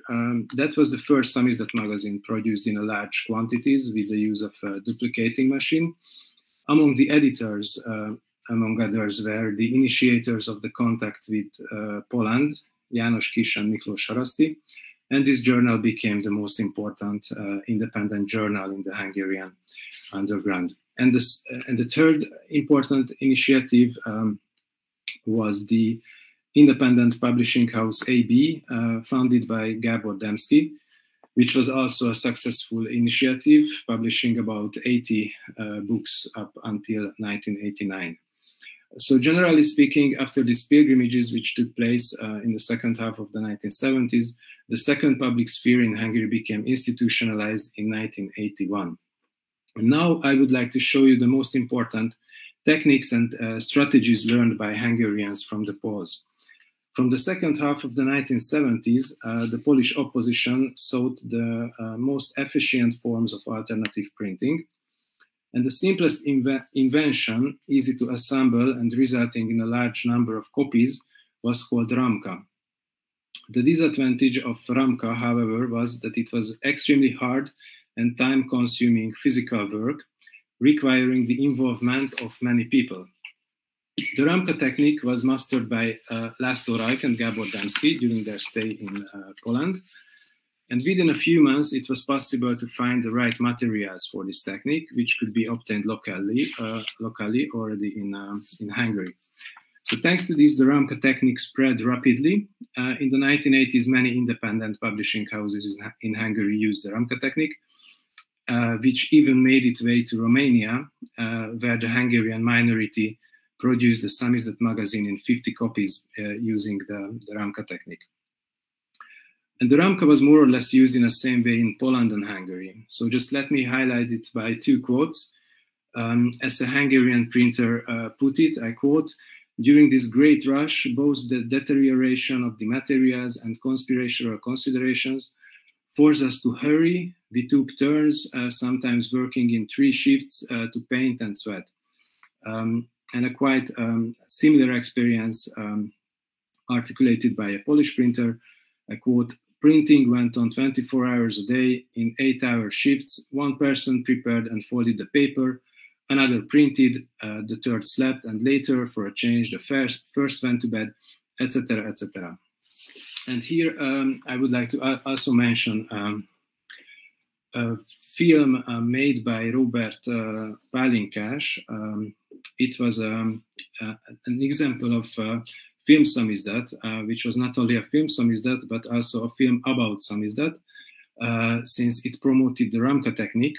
And the slogan of this film, which I also borrowed in the title of my presentation, was, I quote, "As long as there are stockings, window frames, and free thought, the independent press cannot be silenced." And the stocking and the window frames just refer to the materials which are necessary to build this so-called Ramka machine. The next technique I would like to mention is conspiring, which was keyword in the mentality of the Polish opposition, especially after the introduction of the martial law in 1981. The basic rule for the operation of the Polish second public sphere was the precise division of samizdat publishing into public and secret parts. This division permeated almost all elements of the production process, the printing, the transport, the storage, etc. But the distribution process was carried out openly. The same principle can be observed in the case of the already mentioned three initiatives, the Samizdat Boutique, the Speaker Journal, and the AB Independent Publishing. And here on the screen, you can see the production and distribution network of the Speaker Journal. Up on the left side, in the corner, you see the editorial team, which worked openly. They published openly their names and addresses in the journal. And down under this pink line or red line, you see the distributors of a small amount of copies who worked openly. So those distributors who had 5 copies, each of them, they also carried out openly this activity. But the rest of the system was secret, including the printing process, the storage, and the delivery of the printed copies to the openly working distributors. Everyday practices of conspiring were also important, but I just skip this slide just to save time. And here again, I would like to show you an analogy. The editor of one of the important Hungarian samizdat journals just noted, and these are advices if you want to undertake the activity of underground printing. You should be calm, but cleaning instinct is also important. To cover the tracks, to keep cleaning the area, strong self-control and resilience, being alert and oriented in the isolation, not losing your sense of reality, not falling for sensory delusions. And again, a very similar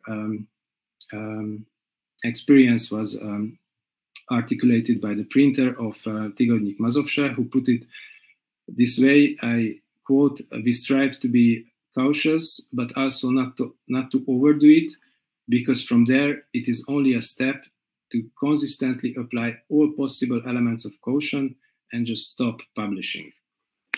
It is also worth mentioning that the parallels with the Polish opposition's good practices, let's say, did not mean that the knowledge of conspiring techniques came exclusively from Polish sources. I can just mention that the Hungarian opposition included several people who had once been involved in the illegal communist movement, for example, and later, after being disappointed with the really existing socialism, they shared their knowledge about conspiring techniques with dissidents of younger generation. The next strategy I would like to speak about is openness. One of the greatest weapons of the Polish opposition was the reliance on the power of public opinion, the principle that public pressure could protect those affected from state repression. And the strategy of openness has also taken root in Hungary. Ferenc Kőszeg, one of the most important dissidents, wrote that we learned from the polls that the opposition movement must operate openly, that the public means defense. And again, all of the three already mentioned initiatives operated all openly, the Samizdat Boutique, and as I mentioned before, the names and addresses of the editors were listed in the Speaker Journal. And furthermore, Samizdat newspapers regularly reported news of the second public sphere, including house searches, confiscations, and so on. And here again, an analogy, as it was written in the Tygodnik Mazowsze journal in Poland, I quote, "Publicizing the facts of violations of the law is an essential way of protecting the oppressed." Or another quote, detailed reporting of repression creates a sense that no one can be forgotten or silenced. And again, a very similar experience articulated in the Speaker Journal, which informed its readers about the police harassments they had suffered. I quote, "The only effective protection against the arbitrary power of the authorities is the public. We ask our readers to inform as many of their friends as possible." Openness, of course, was complemented by a closely related strategy, legalism, which also had its own roots in the Cold War period. In one of the previous presentations, it was mentioned the Signarski-Daniel trial. But what is important here is that the reference to human rights and legalism became general after 1975, when the socialist countries signed the Helsinki Convention. And the strategy of legalism permeated the entire Hungarian public sphere. Just to mention two examples, Radio Free Europe reported about the Samizdat boutique that they are convinced that what they are doing is in accordance with the Hungarian constitution and the articles of the Helsinki Convention. And another one, János Kis, the editor of the Speaker Journal, wrote, "We wanted to demonstrate that what we are doing is legal and we take responsibility for it. We have a right, a human right, and a constitutional right." The examples, of course, could go on. But instead of further examples, I would like to just simply conclude and sum up this presentation. So in the early 1980s, the phenomenon of transnational diffusion transformed the structure of the second public sphere in Hungary to a great extent.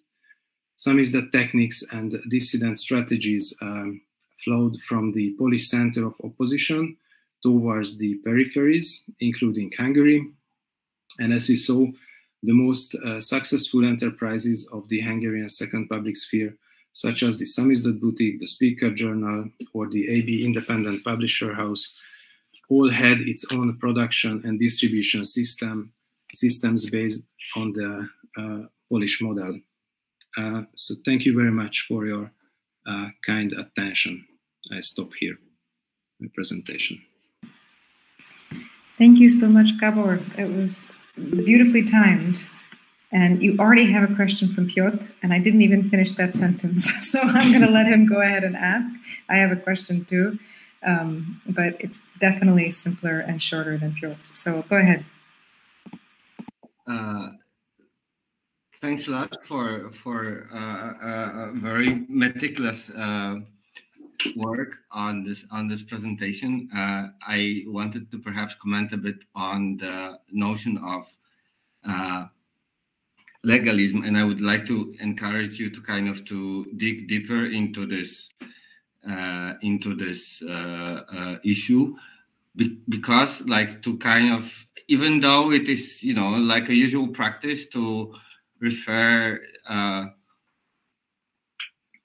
to legalism as one of the common kind of you know like features of this dissident political thinking, in reality when it comes to operating on the ground, you can see that different you know like unlisted print cultures had different kind of understanding of legalism, and this affected tremendously, like substantially, their actions. In the Czech case, this I talked about it a bit yesterday. In the Czech case, their own kind of concept of what legalism means in practice was to kind of narrow themselves down to manuscripts, right? Their claim was that as long as we kind of retype stuff for friends, it's legal, and this principle was only challenged very late in the in the 80s. Whereas in Poland, we have the great controversy on that matter very early on when the first duplicators arrive. And they decide just to have a very much more assertive and pragmatic version of legalism, well, saying that, well, it's basically everybody's choice. If you want to work for a kind of, like a state publisher, you have to submit to some restrictions, but everybody else can speak their own minds and they can, like print whatever they want. Obviously, it didn't have a kind of a translation into into different repression policy, because and it also worth stressing that in both Czech case and the Polish case, people involved in Samizdat activities would not go to prison for Samizdat activities. They would go to prison for embezzlement of state property, for whatever disturbing the public order, and so on. So there was no kind of, there was no law on not, submitting to censorship, except for a very short, couple of months before the imposition of the martial law, when they passed actually a bill on censorship in Polish. Same. So I wonder whether, one thing is to kind of locate the Hungarian case between these two cases somehow, and also to figure out whether they were whether they were what they were thinking about this more in depth. So I would be really happy to know more about this. Thanks. Should I answer right now, or do we gather questions? Please go ahead and answer, and then I'll gather some questions. But since it was a long question, you should answer it right away. Yeah. Okay. Thank you, Piotr, for this for your question. I agree that there are different understandings of legalism, and what you pointed out, it seems right. I believe that it's also partly a research question for me, just to dig a little bit deeper into the strategy of legalism. But what I can observe that it worked in very different levels. The strategy of legalism in the Hungarian case, it was also a kind of everyday practice. So when someone was arrested, for example, or just being in the police, they could deny answering, for example, certain questions, saying that I have the right to not answer. So it worked as an everyday practice, resisting the state oppression. But it also worked, I think, on a higher level, just to underpinning the activity of underground publishing. And now I speak about the initiatives of the 1980s, so different Samizdat publishers and newspapers, which just simply try to present themselves as completely legal institutions, this way somehow provoking the authorities. The bestseller journal, the Speaker journal, even submitted a request to be an official newspaper, which was, of course, denied by the authorities. So that was also a kind of a strategy on the higher level. But I think legalism. So these are practices, strategies, which are always somehow used or put into practice in accordance with the reality, with the state repression, with the possibilities. So the strategies are waving sometimes. Sometimes conspiracy or conspiring is comes to the forefront, and legalism is moving back, sometimes in the inverse way. So I think this is the question: how to apply these strategies in a certain situations. I don't know if I answered your question. Yeah, it's great. I will just write you in the chat another, like, a side suggestion, but I don't want to take much more space, so thanks a lot. Thanks. Other questions apart from mine on deck? I'm not looking in the chat. Okay, so I have two very simple, actually, they sound quite uninformed after Piotr's elegant question. But the first one is just a factual question I've been trying to find out the answer to, and nobody has really helped me with it so far. And it's about language, because what I keep asking people, including the participants in these meetings, is what language they use to communicate orally. Now, I've gotten answers like German, English, French, but I know, for example, me communicated with everybody in French. I'm very well aware of that.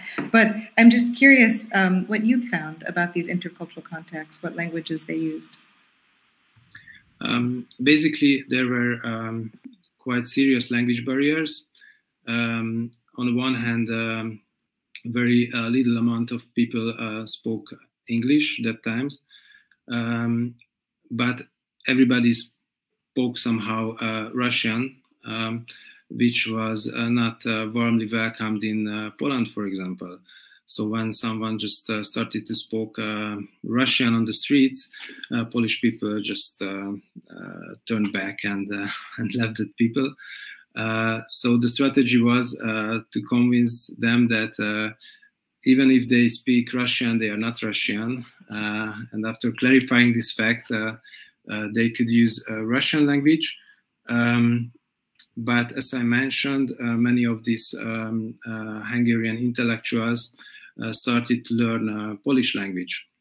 So the impact of the solidarity movement, or even before, the impact of the Workers' Defense Committee and this whole situation evolving in Poland was so strong that János Kiss, for example, or Gábor Demszky started to learn Polish. So using some basic vocabulary, I think they could already communicate or just slowly read text. And what is also important in these relations, that there were on the one hand couriers and on the other hand mediators. So just people who were quite familiar with the culture of both countries. These were, for example, Polonists or just people from mixed marriages who just help to run these contacts. So their role was very important. And the third thing, of course, that through emigration, where in Paris there was the Kultúra run by Jerzy Giedroyc, or the Magyar Füzetek run by Péter Kende. So they were located in Paris, and I believe that there was a quite intensive exchange of these political materials over there as well. And they translated each other's texts, what they possessed. Yeah, that's for sure. That happened in, I think, all the capitals. But I was really curious about, especially those mediators, if there were people that, you know, are not known to us in history, didn't go down as authors of texts, but were actually translating. Thank you. That's really interesting. And if there are any other questions, I'd love to. I can only say one sentence, that most of what circulated in Polish Samizdat, in like the Hungarian translations, most of it was not translated from Hungarian. Okay, translated from German or French. I mean, I can just drop numbers if you. Okay, I can also give you some examples when it was translated directly from Hungarian language, but probably it doesn't change your proportions. But I know some cases. I'll just check it out. It's just interesting. Of course, there's reading. We learn all about people reading Polish, but I was always curious if that was enough for them to communicate or not. So it was a great answer. Thank you. I'd love to talk to you more about it, maybe here in Budapest. So I think we should move on to our next speaker, if I'm correct. And I don't see Kristen in the list, so we're going to move on to Siobhan, I believe. She's decked up. So Siobhan Doucette is an assistant professor of history at Quincy who teaches courses in world and European history.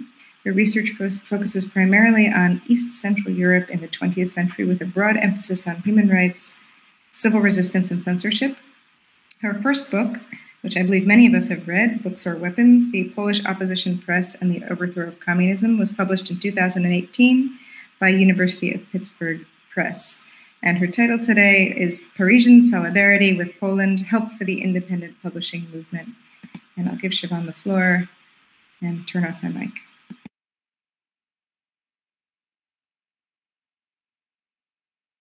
I think you're still muted.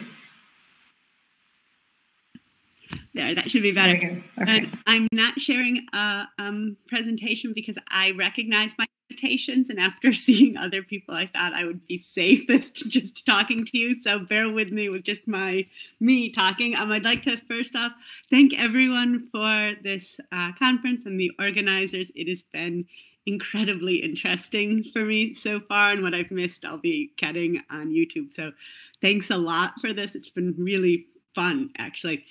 I'm going to be speaking to you today about France and Paris and support from France and Paris in particular for Polish independent publishing in the 1970s and 1980s.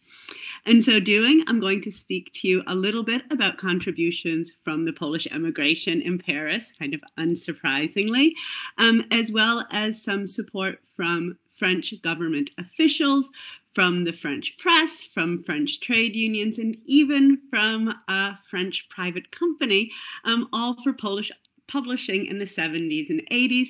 So in short, I'm going to be speaking about transnational contacts across the Iron Curtain, which is something slightly different.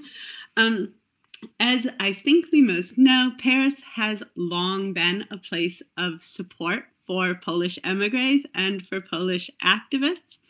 Most significantly, perhaps, we think about the emigration after the November uprising, when thousands of Poles found themselves in Paris. And I'm going to say a personal note now, and that's that I moved to Paris in January, which is what made me think about doing this. And I have this presentation, and I have been on an absurd hunt for everything to do with the Great Emigration, and I think at this point have seen every cafe that Chopin allegedly drank at since moving here. And so this presentation is kind of me dipping my toe into a somewhat new area for my own research.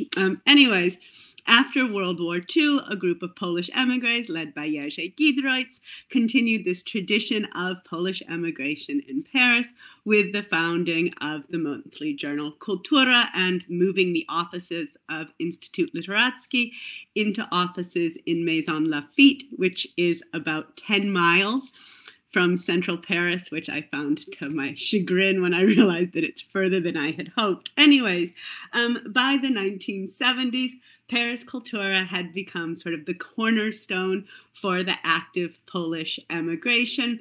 By the 1970s, Kultura had a print run of about 5,200 issues for each edition.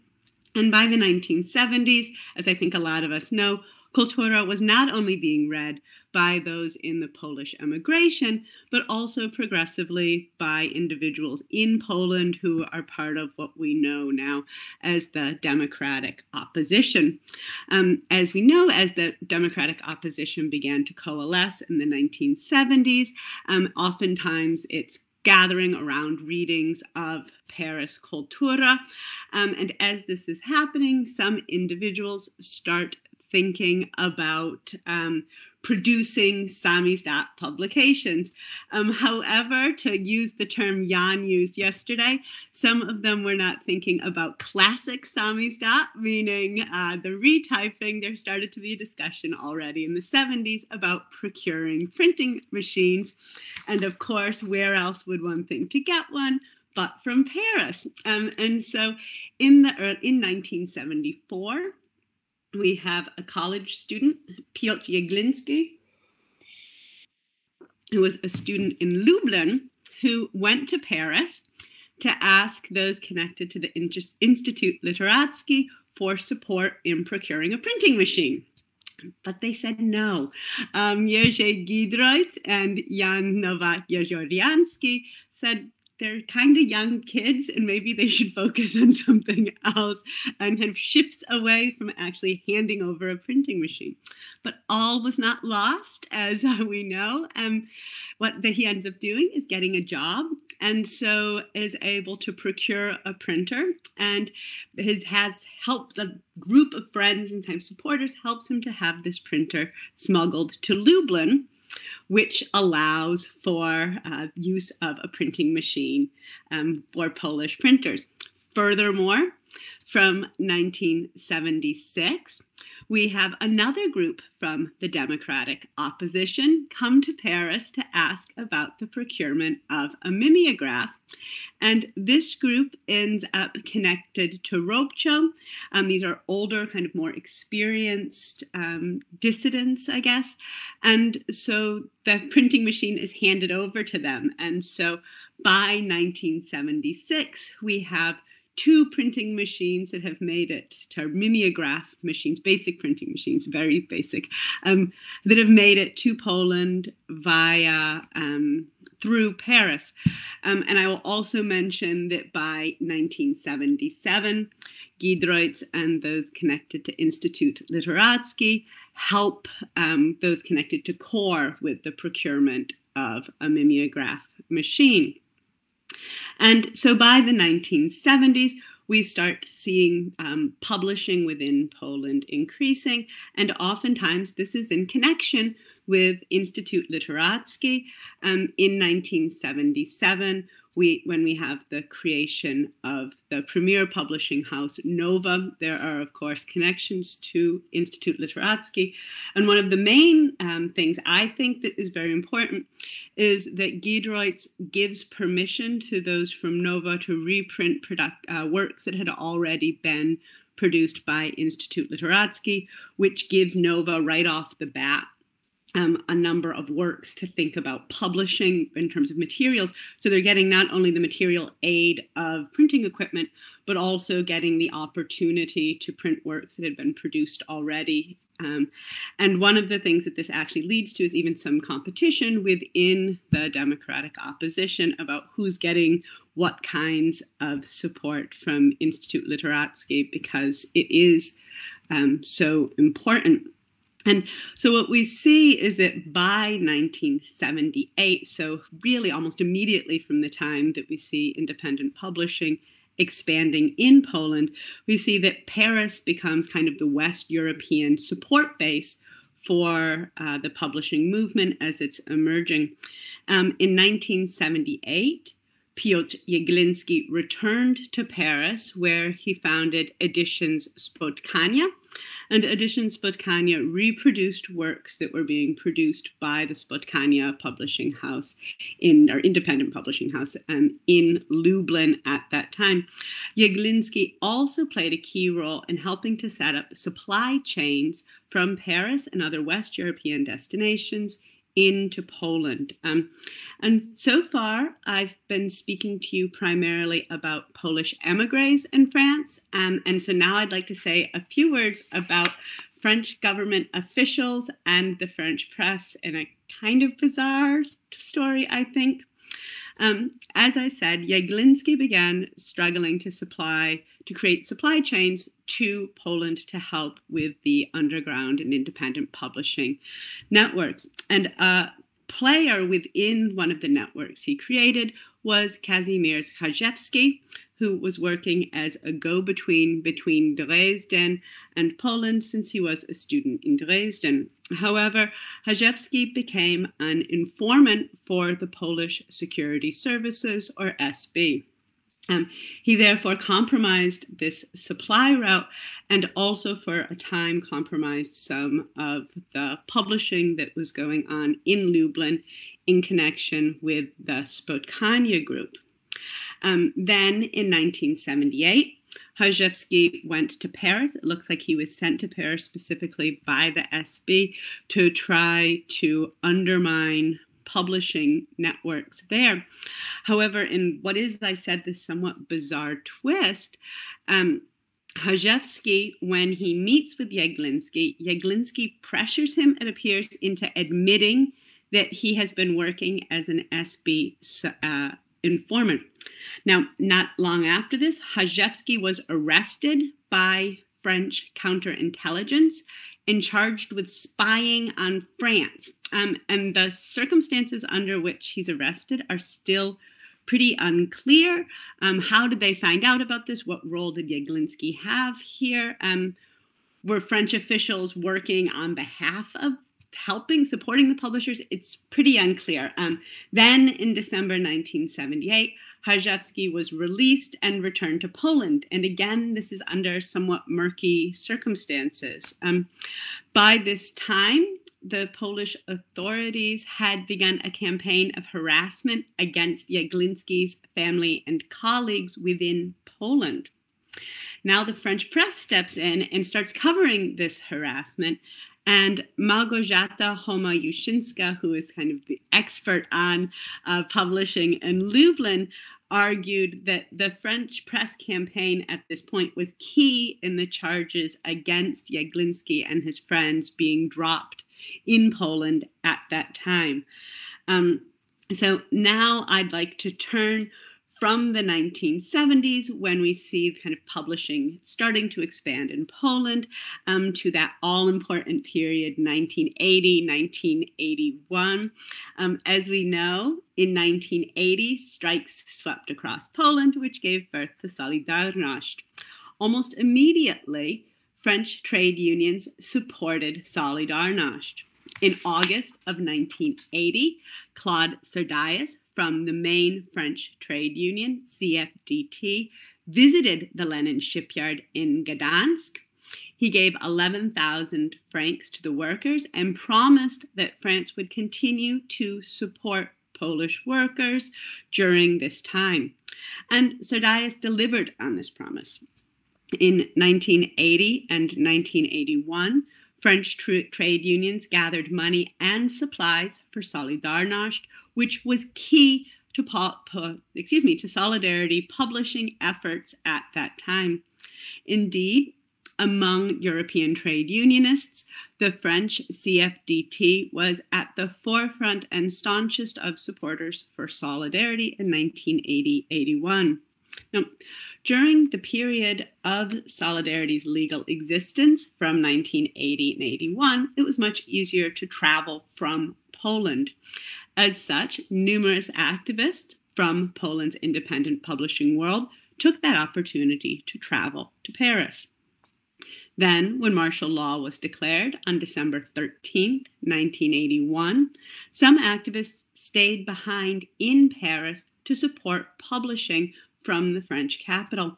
Significant among those who stayed abroad was Mirosław Chojecki, the one-time editor of Nova, who as an émigré began co-editing the publication Contact, which was published in both Paris and in Poland. In addition, Chojecki ended up becoming incredibly important in the organization of supplies from Western Europe into Poland. Chojecki later argued in an interview in a Samizdat publication or independent publication that funds from Paris in 1982 were decisive in getting printing supplies to Poland immediately after the declaration of martial law. Indeed, support for Polish independent publishing in France after December 13th, 1981, went well beyond just the Polish emigration. After the announcement of martial law, 5 of the 6 main trade unions in France immediately announced a united front with Solidarność. Furthermore, French trade unions as they are wont to do, organized protests in Paris on December 15th, 1981. 50,000 to 100,000 people marched through the streets. And on December 21st, 1981, a 1-hour general strike occurred in support of Solidarność. In the first month after martial law, the French citizenry raised 1 million francs for solidarity, and by the end of 1982, they had raised 8 million francs for solidarity. And again, this was incredibly important for independent publishing after the declaration of martial law. And reasons for this support could be tied to the trade unions, the strength of the trade unions, but it also could be connected to television coverage. You see, Gabriel Meredith was the director of the French television station TF1. He had studied in Poland in the 60s and had worked in Poland, and so saw events in Poland as close to his heart and something that he made sure was getting a lot of coverage on French news programs. And it is almost certainly likely that this also played a key role in explaining kind of French grassroots support and money collecting for solidarity in 1982. In short, by the 1980s, support for Polish independent publishing was coming from the emigration in France, from French trade unions, from the French press, and from specific individuals who played a kind of key role in kind of making these connections between France and Poland. I mentioned Gabriel Meredith, from the director of French station TF1. I'd also like to mention Jackie Shalop, because I think this is a good and interesting story. In the 1980s, thanks to Jerzy Giedroyc, Mirosław Chojecki gained access to a refrigerated truck into which was built a fake wall. And with this truck, it was possible to smuggle about a half-ton of equipment, printing equipment primarily, to Poland per trip. But a driver was needed. And the driver of the truck was Jackie Shalop, a French trade unionist. Chojecki later estimated that Shalop brought 100 duplicators to Poland by making 3 to 4 trips a year before he was arrested in 1984. I'd like to close with what I think is a pretty interesting example of kind of connections between France and Polish publishing, and that's to do with the business world. In the late 1980s, a Reneo Vickers factory in France gave authorization to Polish underground workers to produce Reneo Vickers 250 and 270 printing machines in a small shop in Warsaw. With this support, it was possible to make printers that were so like the originals that if they were captured, or those who used them apparently believed that they were actually made in a Reneo Vickers factory, which is to say that the actual source of production wasn't something that was being sought out. And so I find this interesting. So I've had a pretty broad topic for you today, and I'm going to wrap up. As I said, I'm in the midst of kind of thinking about a new research project for myself. And as someone who is fascinated by Polish independent publishing and now finds myself living in Paris for 4 years, I think that this is possibly a future route for me. So if you have questions and also suggestions for me, I am absolutely open to them, because I am looking for kind of a new direction for my research right now. Thank you so much for giving me this opportunity to join in this great conference today.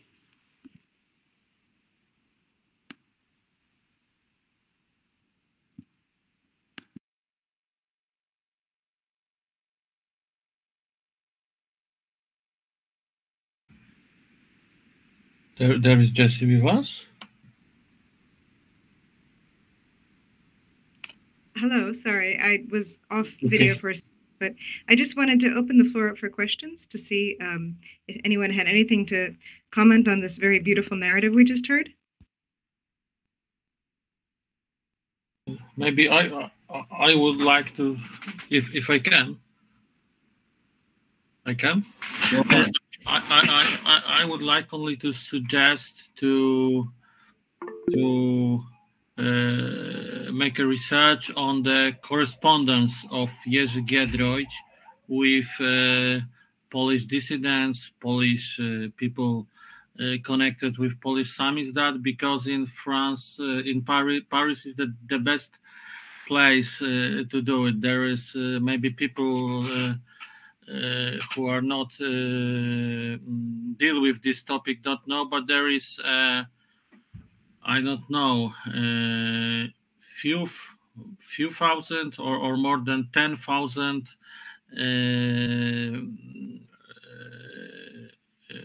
mail written by Giedroyć or getting by Giedroyć. He wrote few or more letter every day. So it's unique material for such topics. Yeah. Thank you for the suggestion. I messaged you already that I'm thinking about this because with this unexpected move for me and realizing that I have 4 years in a city with like archives I haven't worked in yet, this is a great topic and suggestion. So thank you. Okay, it looks like we have a question from Piotr. Yeah, thanks a lot for the presentation. The Ronero story is amazing, and also the TV connection. You should definitely write it up because I think nobody heard about this before. So what I want you to incite you to on the topic of like the. I'm not sure we're practicing a good thing by saying oral Samizdat and video Samizdat, but let's say kind of video Samizdat. You probably know that Chojecki in the late 80s, like switches to kind of video, like the Contact, his Contact company switches massively to producing video because there you have already the VHS revolution. Which already kind of is taking speed in Poland, and I know that he's doing this kind of back and forth. So he's producing videos in France and he sends them over to Poland, but he also gets footage from Poland and he's selling it. I mean, I'm not sure whether it's selling is the thing that he was doing, but he tries to to make it visible in the Western media. So I would kind of follow this trail in connection with the French TV guy that I don't know the name. I mean, I didn't remember the name, but yeah. So but then I would come like I would search in this direction too. So not only the kind of the print, but also the videos. Yeah. That's super interesting. Thank you for that piece of advice. Truthfully, I'm open to thinking about new directions, which is why I was so excited by this invitation. Jan, you had a question? This is the next suggestion, and I think that it will be very good to find in Paris contacts, place archives or other things about contacts of Polish emigre with dissident and Samizdat in other countries, because it was a place where many networks were there. Yeah. Okay, we have a question from Mateusz. Hello, just only one remark. Hello, just only one remark, in fact, adjacent to what Janek said. Paris was, let's say, a very interesting place, referring to contacts of Edmund Bałuka, famous Polish Trotskyist, who were in contact with many Trotskyists from the whole Europe. Let's say Yugoslav dissidents mentions him as the person that was some kind of contact person. According to events in Poland, they were always aware what is going on in Poland during Solidarity and even earlier, thanks to contacts with him or via channels of this Trotskyist movement. So this is also one, I think, extremely interesting and neglected in historiography issue, this leftist contacts, let's say. And Trotsky's group was very interesting. You know, these groups in Hamburg as well, helping Solidarity, the Neues Forum in Vienna. So, yeah, maybe this is also one interesting direction. Thank you. Thank you. I have a suggestion about the Maison Lafitte situation. I don't know what state the archive is in now, because I have not been there recently. But if you were looking for contacts, if you were looking for contacts with other diaspora organizations or groups or journals, what I would do is look for special issues that had a lot of content from one. Like I know there were two that focused on Continent and specifically looking at that, and then look for correspondence around that time, as opposed to just looking for anything, anytime. But there are definitely moments where either because of political events or because of personal contacts, there's like a cluster of activity around a particular other diaspora group or other Central European group. I would definitely try to narrow it down. But I'm very jealous that you get to wander around Paris looking for sites of emigre life. And I wish I could be doing your research with you. It sounds like a wonderful activity from all points of view. Any other questions more substantive than mine? There's more comments in the chat, but that's sort of a sidebar. About Tigrid and Smolnar. That's great. Okay, I think we should then move on to our next speaker, if I'm right. A quick query to see if Kristen has joined us again and if she'd like to give it a shot. Maybe the best solution is if Kristen will be the last, and I won't. Okay, then we'll just proceed as in the program to our next speaker, Alexander Jacobson from Princeton University. He's a fifth-year PhD candidate in Princeton's Department of Slavic Languages and Literatures. His dissertation, Warring Works, the Russian Book of the 1960s and 70s, aims to investigate the ways in which the physical book object was used to alter and morph the reception of texts for both Soviet and Samizdat books. He has published on Alec Phlegon and will soon have an article on the theory of Samizdat appearing in the Wiener Slavistischer Almanach. And his title is the CIA's Secret Series, Hyper-Para-Textualized Samizdat, which I'm very curious to find out what it is, so please. Yeah, lots of neologisms and long words. I've actually never used Google Meet, so let me see if I can get my presentation going. Is that showing up? Okay, here we go, I think. I hope. Fingers crossed. Okay, there we go. Brilliant. So I'm a bit of an aberration compared to most of the papers that have been delivered thus far. And I must say, to begin with, thank you very much for inviting me. It's utterly wonderful to be here. And all of these presentations have been absolutely fantastic. And I just can't wait to get on YouTube and watch the ones that I was not able to see yesterday. But I come to you today with a bit of a mystery. Essentially, I'll be presenting on these 5 books that appear on your screen. Nabokov's Invitation to a Beheading and Lucian's Defense, Jane Joyce's Portrait of an Artist as a Young Man in Dubliners, and Albert Camus' Stranger. As you can probably see from just pure images of their covers, these books look like they should be the product of a single entity. All of their titles are in the same place. Their authors are in the same upper left corner of their cover page. And when you actually flip the books over, we continue to see striking commonalities between all of these volumes. Apologies for the bad scan on one of them. But basically, obviously, there are photos on the Joyce copies and on the Camus book, and not in the Nabokov novels. But each and every one of these books has this biography snippet on the back and this authorial name basically appended on top of the bio in the center of the page. However, when you open up these books, we find something unbelievably curious. And I know this might be a little hard to see on a PowerPoint presentation across an ocean, but these books were actually produced by 3 separate publishers. And in advance, apologies for my awful pronunciation, because I do not speak any Romance languages. So the edition of The Stranger, An Invitation to a Beheading was published by Paris's Editions Victor. The same city's Edition de la Seine published the Illusion Defense edition, and Naples Edizioni Scientifiche Italiane published the Joyce novels, The Dubliners and Portrait of an Artist as a Young Man. So what I want to do over the next couple of minutes is basically investigate what on earth is going on here.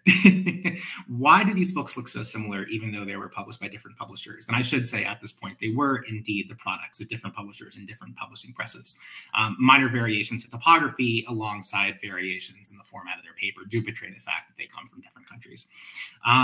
Furthermore, when we eventually figure out what on earth is going on here, what is happening with these books?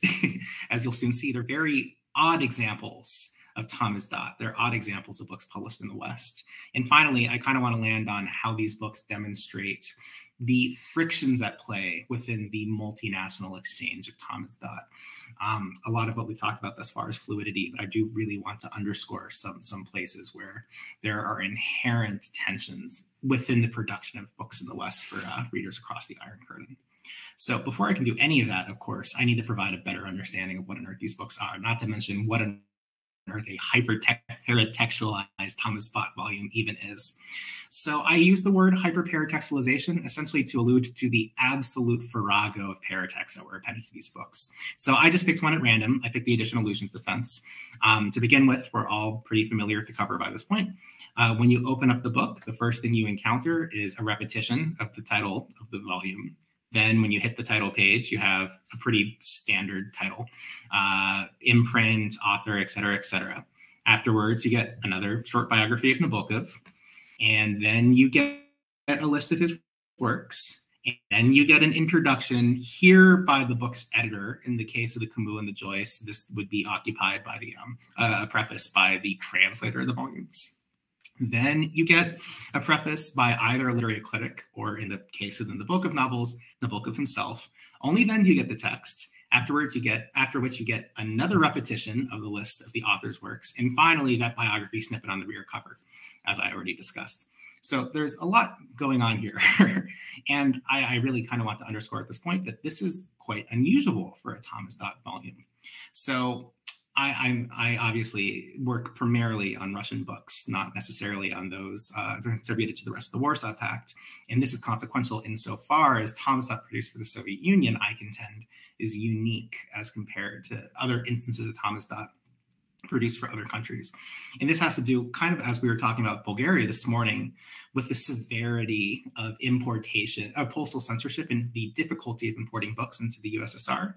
So I was tremendously interested, Siobhan, by your discussion of the truck with the false wall that was used to smuggle the replication machines into Poland, because this was utterly impossible for the Soviet Union. The orchestrators of a lot of Samizdat publishing for the non-Soviet members of the Warsaw Pact would simply mail books across borders to recipients, because they knew that even though postal censors would intercept many of these volumes, some would still make their way to their intended recipients. George Minden, who was an important CIA figure in orchestrating this effort, basically made it clear that much over 50% of his output was distributed to the Warsaw Pact as such. But this was utterly impossible with the Soviet Union, not merely having to do with the severity of the Soviet border and the difficulty of, transiting the TDR and then Poland and then the USSR, but also with the severity of Soviet postal censorship itself. Soviet censors were very good at intercepting packages to the USSR. So Isaac Patch, who was in charge of the CIA's Samizdat program for the USSR, once wrote that about 85% of Soviet Samizdat volumes had to be carried into the country by hand, which is a very different circumstance than taking books into the country transiting books to a country via postal mailings. Because if you put a book in a package and just place it in a mailbox and go away, there's not really too much else to worry about in the smuggling process until the book itself is received within the target country and basically transited to the reader. if you can't do that, you have to have the book on your person in some way and basically walk or fly or transit into the Soviet Union somehow, which means there's certainly some interaction where the person trying to smuggle a book into the USSR was in the same location as a border guard with books, trying to basically trick them into allowing volumes into the country. And Samizdat publishers were well aware of this. So part of what my research is concentrated on over the last couple of years is showing how Samizdat publishers created objects that were uniquely capable of aiding and abetting the smuggling of texts into the Soviet Union. Effectively, the way in which they did this was not by making these sorts of hyperparatextualized books. These are very odd. Either they tried to trick border guards of the acceptability of their texts. One thing I'm really interested in is these strange editions of the Gulag Archipelago and Dr. Zhivago with false imprints claiming they're the output of Politizdat, that were basically intended to be shown the border guards and demonstrate and basically show the border guards and argue that they are the output of Soviet publishing and thus should be re-allowed into the Soviet Union, which was an unbelievably successful program to the extent that the edition of Dr. Zhivago not only penetrated Soviet borders, but someone took an edition of it to Slovakian government officials, argued that Zhivago had been published in the USSR, and then convinced a Slovakian state publisher to issue an edition of Zhivago in '67, which is 20 years before the Soviets got around to issuing their own edition of the novel. The other way, the more common way that Samizdat was produced, and I'm sure this will be familiar to everyone, is by creating these small, innocuous volumes, basically books that weren't even supposed to be noticed as books in the first place. Small, nondescript volumes that can be placed in a pocket, placed at the bottom of the suitcase, et cetera, et cetera. So an example of such a form would be this. This is an edition of George Orwell's 1984. I can guess it was published in the 70s. I can't really tell you because there's no other identification on this book beyond what I've shown you. So on the left, you have the cover. If you really stare hard at my awful screen sharing attempt, you can see maybe that the name of the book in the author, Orwell, is printed on like the bottom of the page. This might be kind of apparent on a scan. I can tell you, having a copy upstairs in person, this is unobservable if you're more than 5 inches away from the book. It's printed in black ink on a dark green cover. So if you're, say, a foot or two away, it basically just looks like a green rectangular prism. And when you open up the book, you find that this anonymity is replicated on a paratextual level. So on the right, you have the cover page. There's no imprint, there's no date of publication, there are no prefaces, no postfaces, etc. It's simply George Orwell's 1984 with, of all people, Gleb Struve's translation. So this is a pretty standard example of Samizdat. These hyperparatextualized books are not. And at this point, I kind of have to show my hand. So first of all, this, well, as alluded to by the title of my presentation, this series was the product of the US government. It was an initiative headed by Bedford Publishing, which is Isaac Pax's organization, as an attempt basically to produce literature for Soviet readers. So for anyone who read hot books in the Cold War, the rationale for publishing artistic literature for Soviet readers is probably fairly evident. I mean, it's the exact same thing that Milos wrote in Captive Minds. It's the idea that by opening up and flowering the minds of kind of like West or Eastern readers by providing them with unavailable literature, you could convince them of the palatability and superiority of Western liberalism. And accordingly, publishing things like modernist literature was a political tactic. Bedford was pretty prolific in publishing such books. They published all of these texts alongside many other pieces of both artistic and political literature. And one question that kind of might come to mind at this point is the argument that maybe these forms were simply incidental. It was the attempt of Bedford to create, I don't know, an early example of Samizdat that was intended, an early version of Samizdat where they didn't entirely realize the difficulties inherent in smuggling books to the Soviet Union. Well, this is where I have to show the second half of my hand. This edition of 1984 not only was also published by Bedford, but it actually preceded the above volumes. So we know for a fact that these hyperparatextualized books were very deliberately crafted, that they were intended essentially to still be capable of transiting Soviet borders, capable of performing what I see as like the the quasi-categorical imperative of Samizdat, crafting books in the West for consumption within beyond the Iron Curtain. So At this point, I kind of want to turn to the actual content of these books and talk about what's going on within these hyper-paratextualizations, these really elaborate paratextual apparatuses, because this will give us an idea of why on earth Bedford would have resorted to particularly this structure in publishing these texts. So when you read these prefaces, it becomes quickly apparent that they're very strange ways to contextualize their ensuing texts. So I have a couple of quotes here. Basically, all of these books struggle to give an idea of the import of these authors in the meaning of their novels, and they excessively labor to provide fairly straightforward keys to their understanding and interpretation. So just again, a couple of quotes. Dubliners compares Joyce with André Bieli, and then basically laboriously describes the ordering of Joyce's short stories in Dubliners by comparing him to Chekhov. Georgi Adamovich, who translated The Stranger, that might be a familiar name, links Camus' text with themes in Tolstoy and Dostoevsky. The preface to Invitation to a Beheading likens Nabokov to Gogol and provides like 5 to 6 pages of Nabokov's interest in his artistic efforts. And then perhaps most elaborately, the edition, A Portrait of an Artist as a Young Man, which was translated. First of all, I should mention this was the first appearance of the text in Russian. Second of all, it was translated by Victor Frank, which might be a familiar name. He's a very odd guy that I could get very lost in talking about for the next 20 minutes. But his book likens Stephen Daedalus's journey within the plot of Portrait to that of Pierre Bezukov, Konstantin Levin, Yevgeny Bazarov, Rodion Raskolnikov, and Ivan Karamazov. So there's obviously a lot going on in these prefaces. And in short, what's occurring within these books is a concerted attempt on the part of Bedford to craft paratexts with a very specific Soviet readership in mind. So here I just need to take a really quick step backwards. A lot of my work is informed by the thought of Roger Chartier. He's a historian in France of book history. And a lot of his thought has to do with the idea that texts aren't really bound to single audiences. For instance, people have been reading Greek and Latin classics for 2,200 years. It's very difficult to argue that, say, practitioners of the Renaissance have any more ownership over the Aeneid than Virgil's contemporaries, than us today. I mean, over the years, different audiences have done different things with the same text. On the other hand, as Chartier points out, books are historical objects. They're definite, specific attempts by historical actors, publishers, to craft objects with specific historical readerships in mind.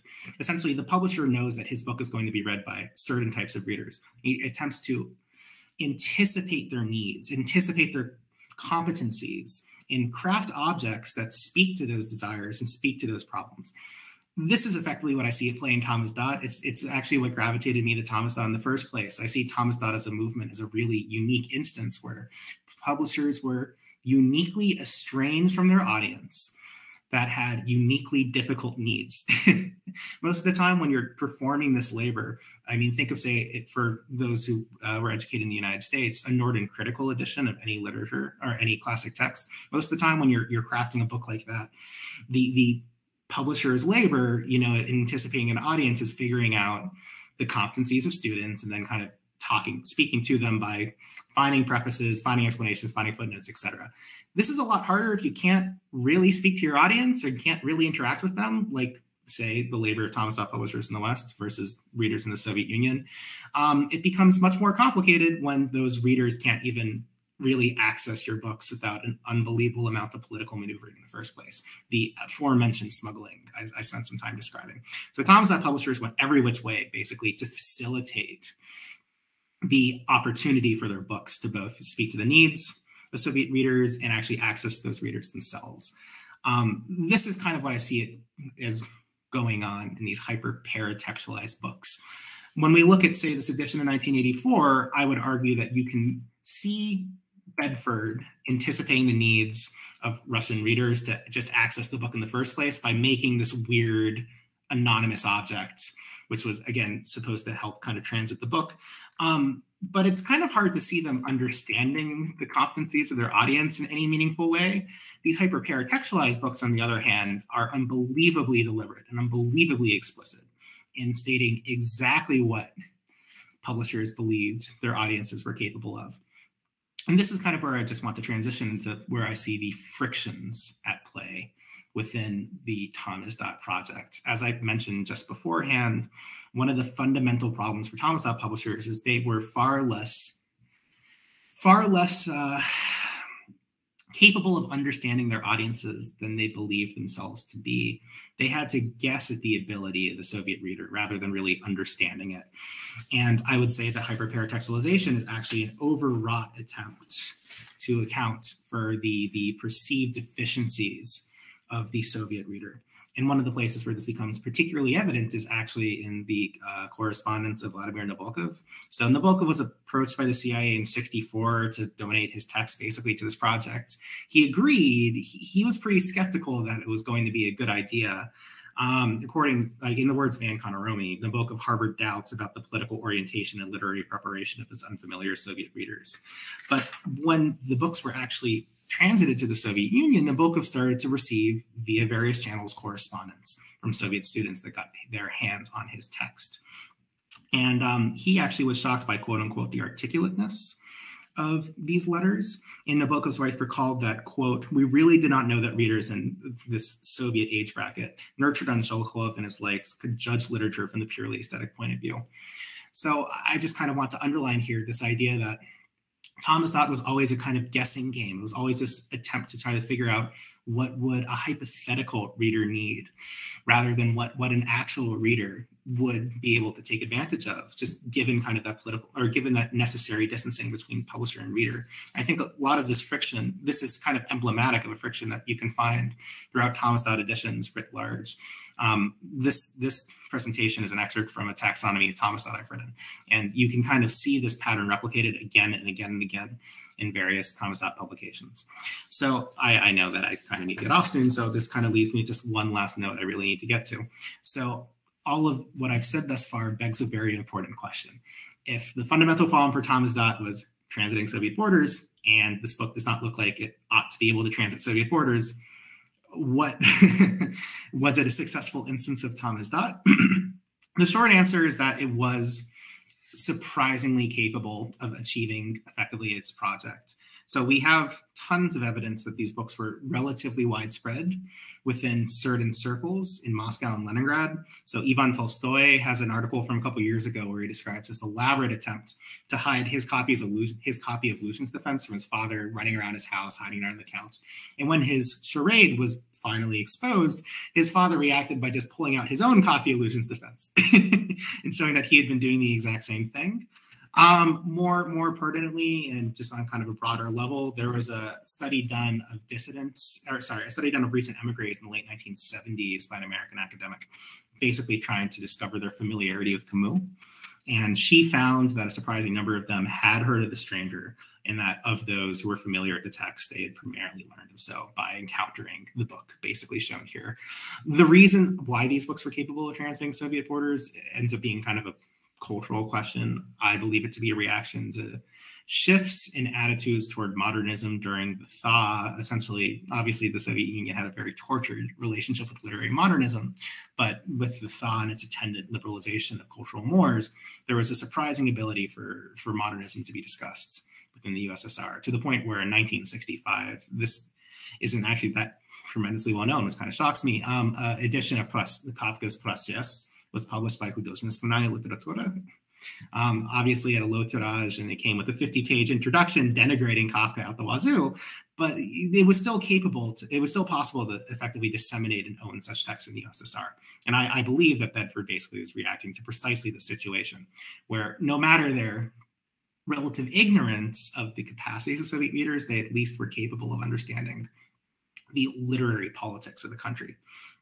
So at this point, I'll just kind of wrap up by pointing out a couple of things that I really want to highlight in this collection. So first of all, I just kind of want to underscore the role of Samizdat in being both transnational, moral Samizdat in being both kind of domestic and international from a Soviet perspective. A lot of existing research on Samizdat has thought of the movement in terms of Soviet texts being printed upon return to the country. And a lot of scholarship has very rightfully highlighted the contributions of Russian emigres in producing such books. But these are very odd objects in the sense that Nabokov's a little bit of a different story, but I mean, even he was writing in Berlin in the 30s. It's very different than writing for a Soviet reader. But at the very least, Joyce and Camus never thought of their texts as having a Russian reader as an intended audience. But nevertheless, their texts were packaged as Samizdat, were sent to the USSR, and were fairly prominent examples of the movement. And in this sense, I want to kind of highlight my belief that Samizdat at the end of the day was a movement centered upon the creation of books. These books utilized texts of a certain nature, texts that were believed of being of use to a Soviet reader and not within their access. But Samizdat effectively was the creation of publishers. It was the creation of these bibliographic these bibliographic containers with texts therein that were capable of basically being given to a Soviet reader in compensation for texts that they otherwise would not be able to read. The other thing I really want to highlight, and this is how I began the presentation, is the centrality of bibliographic form for Samizdat. So I just need to reinforce at this point that even though these books look so unbelievably similar, they were in fact produced by 3 separate publishers, 3 separate printing presses, et cetera, but their similarities are unbelievable, particularly in person, where you can just stack them on top of one another and it just looks like one unified column of books, which demonstrates that Bedford must have provided unbelievably specific instructions about how these books were to be formatted, printed, and later disseminated, which I believe effectively underscores the idea that the locus of Samizdat energy, the place where publishers really paid attention, really expended energy, really expended focus, was on the formatting and creation of books, was on the creation of objects. And I don't want to discount the role of text. Obviously, these books never would have existed without texts. But it's the idea that in some kind of paradox senses, as crazy as the sound, texts were kind of along for the ride. So thank you very much. Thank you for the beautiful images as well. And I've got to say, can you go back just 2 slides in your presentation, I think? Right. You want to just have us look at this during the discussion. One more? This one? Or? Yeah, that's, I think, my single favorite illustration of the kind of precision you're talking about. Thank you so much. If I understand, Alexander, then the hyper in hyperpara Samizdat, hyper here means the connection between, like outside of the text to another reader, to another intended audience. The para is the paratext, meaning all of the information outside of the text beyond the contents. And then those are the 2 frames that you're using to help us understand. They're really helpful, really useful. Thank you. So I would like to first ask others for questions, and I will subsume my own for the moment. Unless we don't have questions, then I will start. Any questions coming up? Aha, Gabor has a question. Go ahead. Yeah, thank you very much for this wonderful presentation. I really enjoyed it. And what came to my mind is the fact that in the Hungarian case, the paratext also played a very special role, but maybe in a little bit different way. Namely, I know a few examples when the authorities tried to set up a paratextual framework while publishing relatively critical work, and this way somehow deprived the potential subversive meaning of the text. So it was a kind of censorship technique, I believe. So it's from this perspective, it's really interesting that there was a kind of Cold War rivalry between the superpowers on the level of paratext as well. Somehow, it is just a short remark. I can send you some more information about this, the connection between censorship and paratext and so on. So thanks for this presentation. Thank you.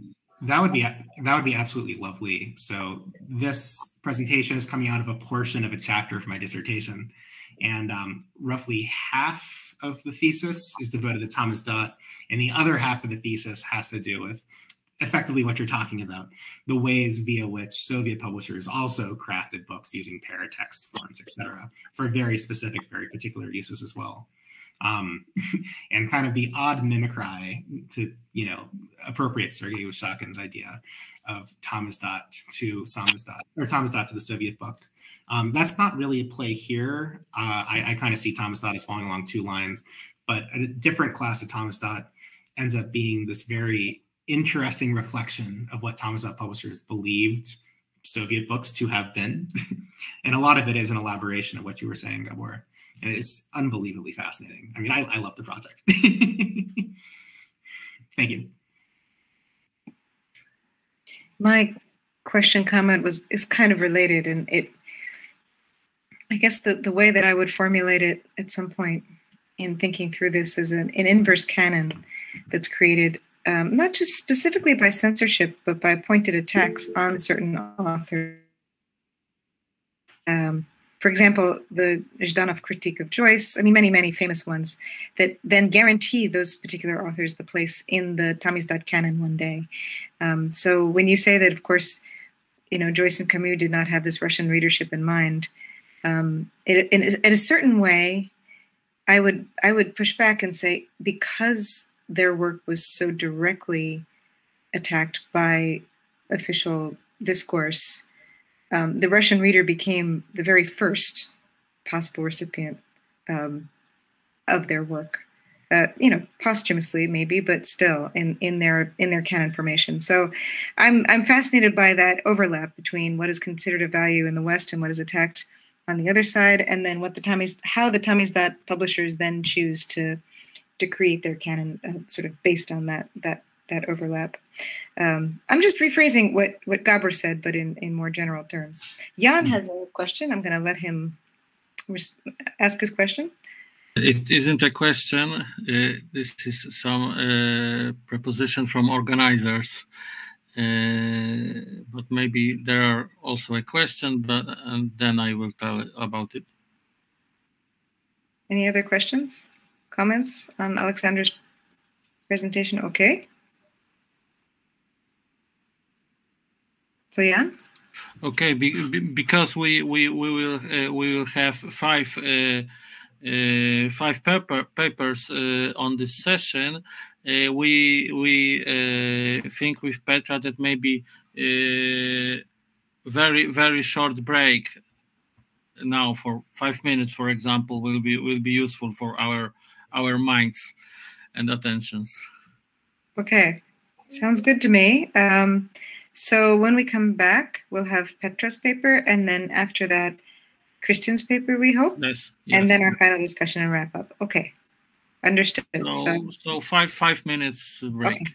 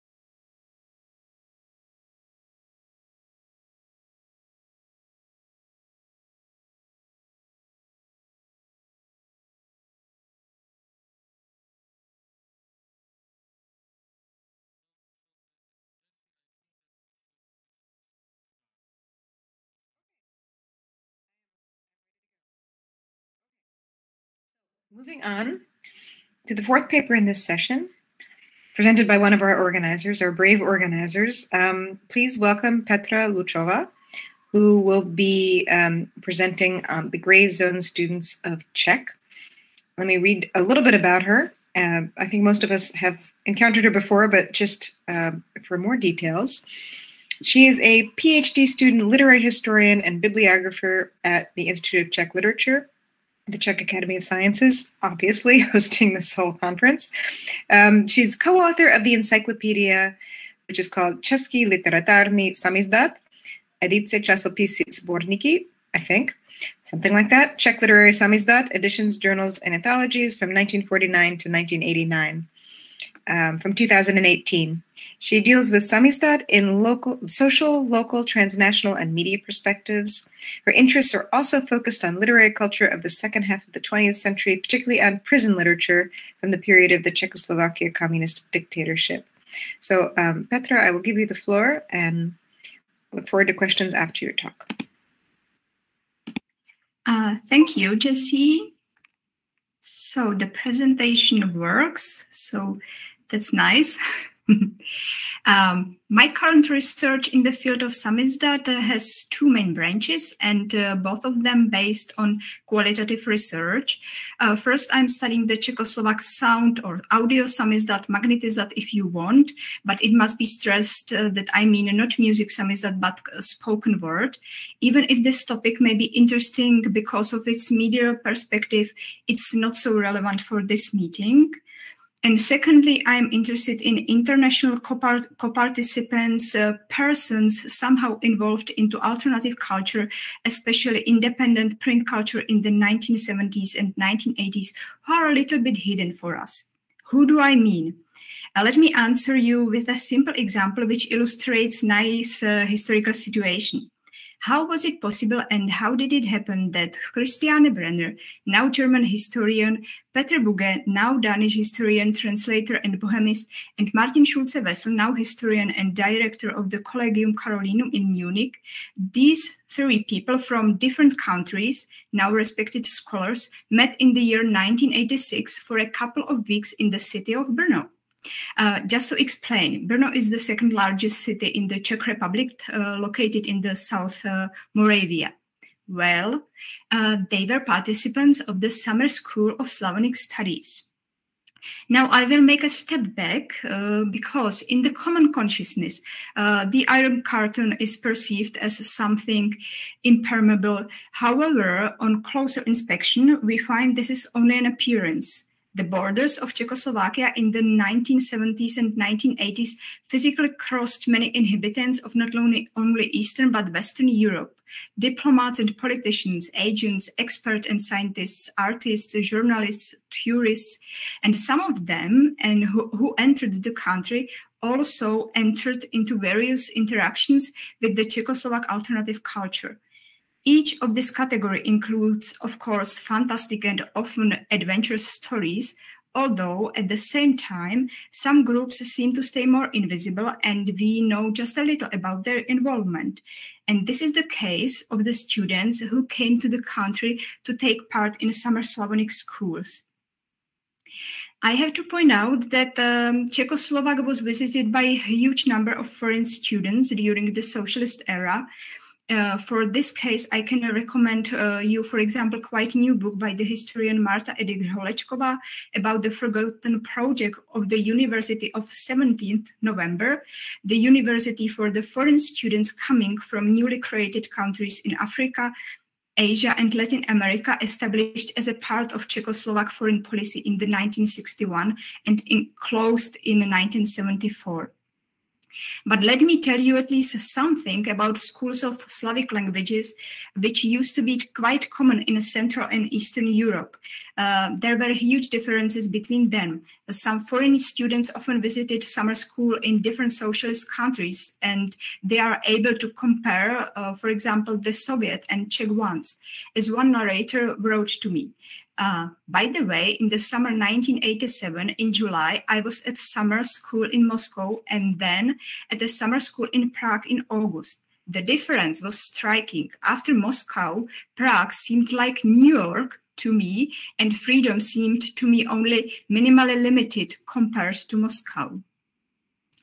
In Czechoslovakia, the longest-running summer school of Slavonic studies was established at Charles University in Prague, 1948, and the project was short-lived at first and not allowed to continue from 1950 to 1958. Since 1959, however, the Prague Summer School has taken place every single year, and it was really prestigious event, a representation of our national language and culture in the world, and was covered every year by the media. But particularly in the era known as normalization, the Prague Summer School was exposed to strong ideological oversight and pressure, as you can see on the slide. Because of constantly high demand, a second summer school of Slavonic studies was established by the Faculty of Arts in Brno University in 1968.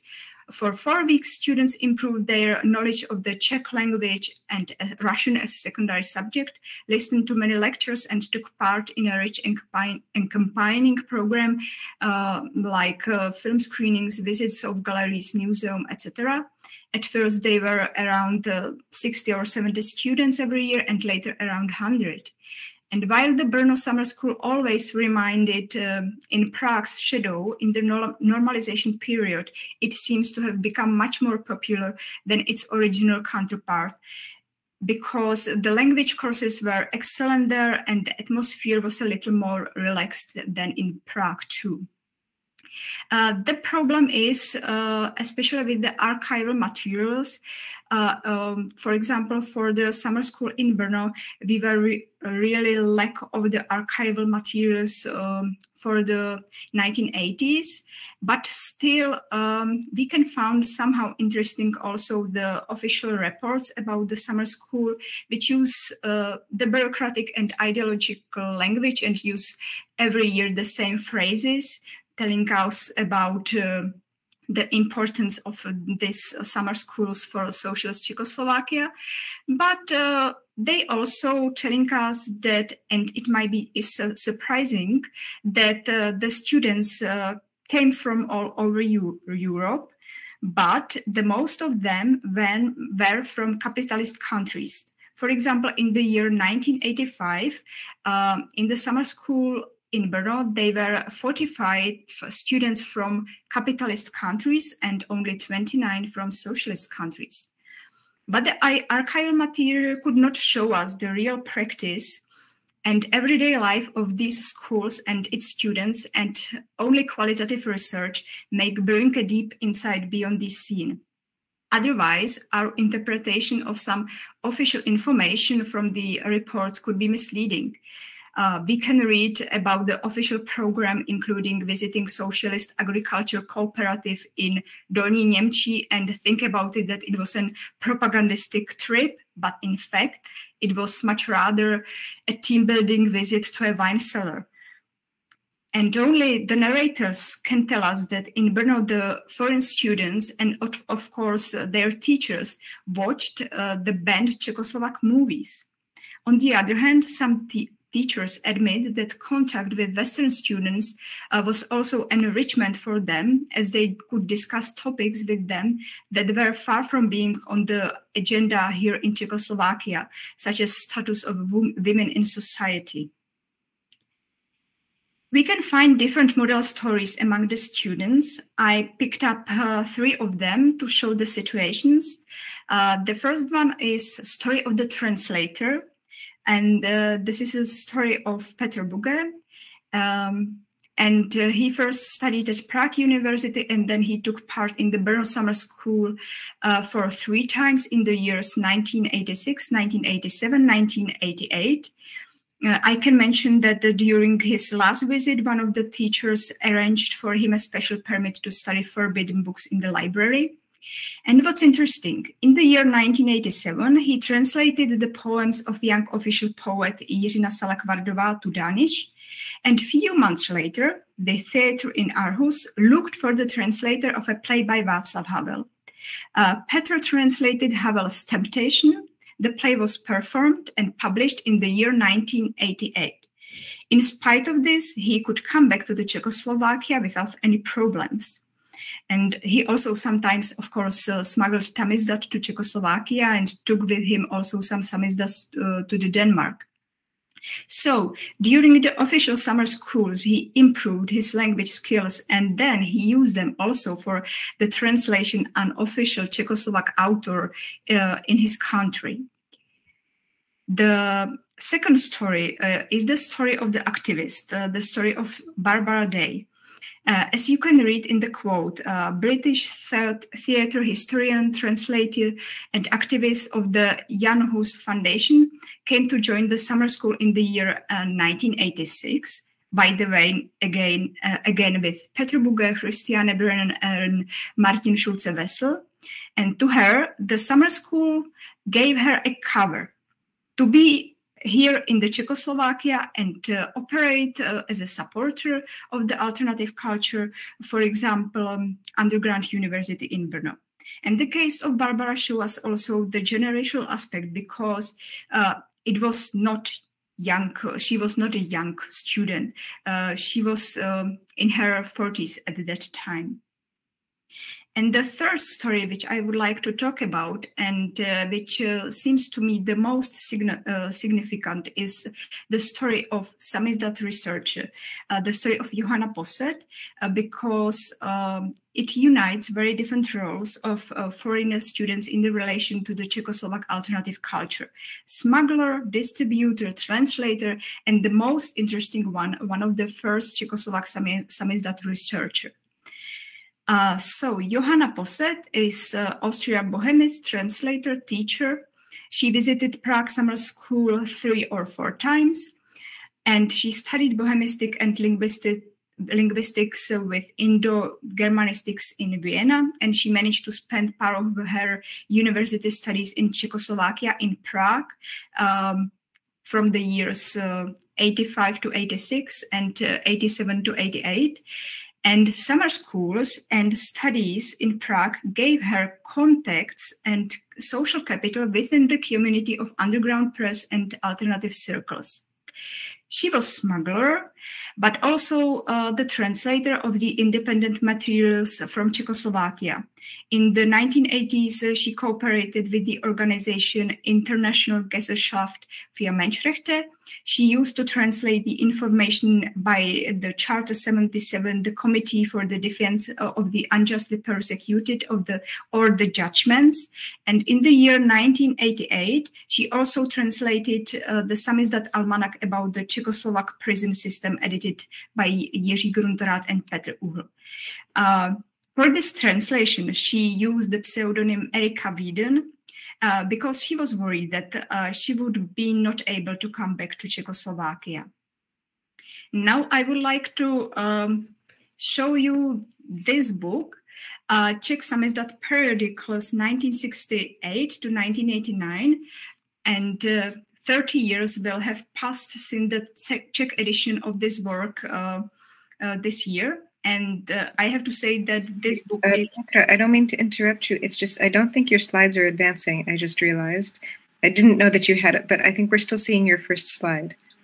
Oh, so really? Can you, yeah, I just put it together because you said this book. But for example, I see this seven slides. So no, okay. Me too. Yeah, for me too. So it depends. Oh, maybe it's just me. Strange situation. Yeah, because I see my presentation is that it's moving. Oh, yeah. Jessie is gone, so I will wait for her. Maybe he log out and log in. Yeah. But I see the changes slide. Yeah. Okay. Me too. They are not so important at all. So just last comments to this book. This book is really unbelievable with the scope of the information which includes, and is so important for all researchers in the field of Czechoslovak samizdat till these years, after 30 years. And all of us use it. But we never asked how it came about. Because, and here is the story. Because of her contacts and her interests, Johanna picked up Czechoslovak Samizdat journals as a topic of her master's thesis. And from the autumn 1988 to the summer 1989, she realized in Czechoslovakia huge field research. She visited people, made interviews, borrowed materials. What's funny is that sometimes we can find some comments on her research in the dissident diaries. Like today, some Austrian student came to borrow, etc., etc. Officially, no one knows in Czechoslovakia about the research at the faculty, at the college, even her friends from the official sphere. She said everybody that she is writing about the liberated theater, that was theater from the First Republic in Czechoslovakia, and only her friends from the unofficial sphere and her professor in Vienna knew about it. And it was really exhausting work without any computers, Xerox. For example, she had to rewrite the whole pages from the Samizdat journals. And she finished the thesis between autumn 1989 to the summer 1990 in Austria. And as I said before, the Czech translation was published in the year 1991. So these were the three stories, like model situation of the students. And for me to describe their situation of these students of the summer schools and their position, I found very helpful and useful the term of gray zone. And yeah, I don't have time, so I just say that it's a concept which is also developed under our action in the working group too, I think, by the Petr Burger, Eduard Burger, etc. And it's getting more and more popular because this term can show us and can help us to describe the situation in between. So, and now I'm coming to the end of my presentation, and to conclude it, so these groups of students obsessed with learning Czech and seen often as heroes at their home universities, taking part in Czechoslovak Slavonic summer schools, often became respected scholars and translators of Czech as well as historians and chroniclers of Central Europe, especially for the era of communism. But taking part in the summer schools did not affect only their future careers. Much earlier, they became the active co-participants of the Czechoslovak alternative culture. So, thank you for your attention. Thank you so much, Petra. Really fascinating stuff. I'm sorry I wasn't able to see your PowerPoint in the end for some reason, but that's okay. I will look at it later in the shared drive. I have some follow-up. I'm going to just ask one really quick follow-up now while other people gather their thoughts. So this is a really fascinating meta-intellectual history approach you found. And I kind of recognize it sometimes in studies of generation, in that sense that people look at, like, for example, waves of emigres or everybody from a certain academic source, like a key school that travels elsewhere and brings thought. But yours is so much more transnational as a concept, because it's really from the very beginning about a transnational encounter and then further dissemination. And I'm just noticing that there's schools all over the region that people could use the same approach to trace. And I just like to add, it's very inspiring too, because this kind of widening of the scope, or maybe the more granular look at who was involved and who were the people that were active, is one of the things we're trying to accomplish in this digital work as well. Finding people that were really, you might call influencers today, that aren't on the list of well-known canonized authors. So thank you. It's great work. I really enjoyed hearing about it. That was just an editorial. Now, do we have? You don't have to respond. Any questions for Petra? Coming up from the floor.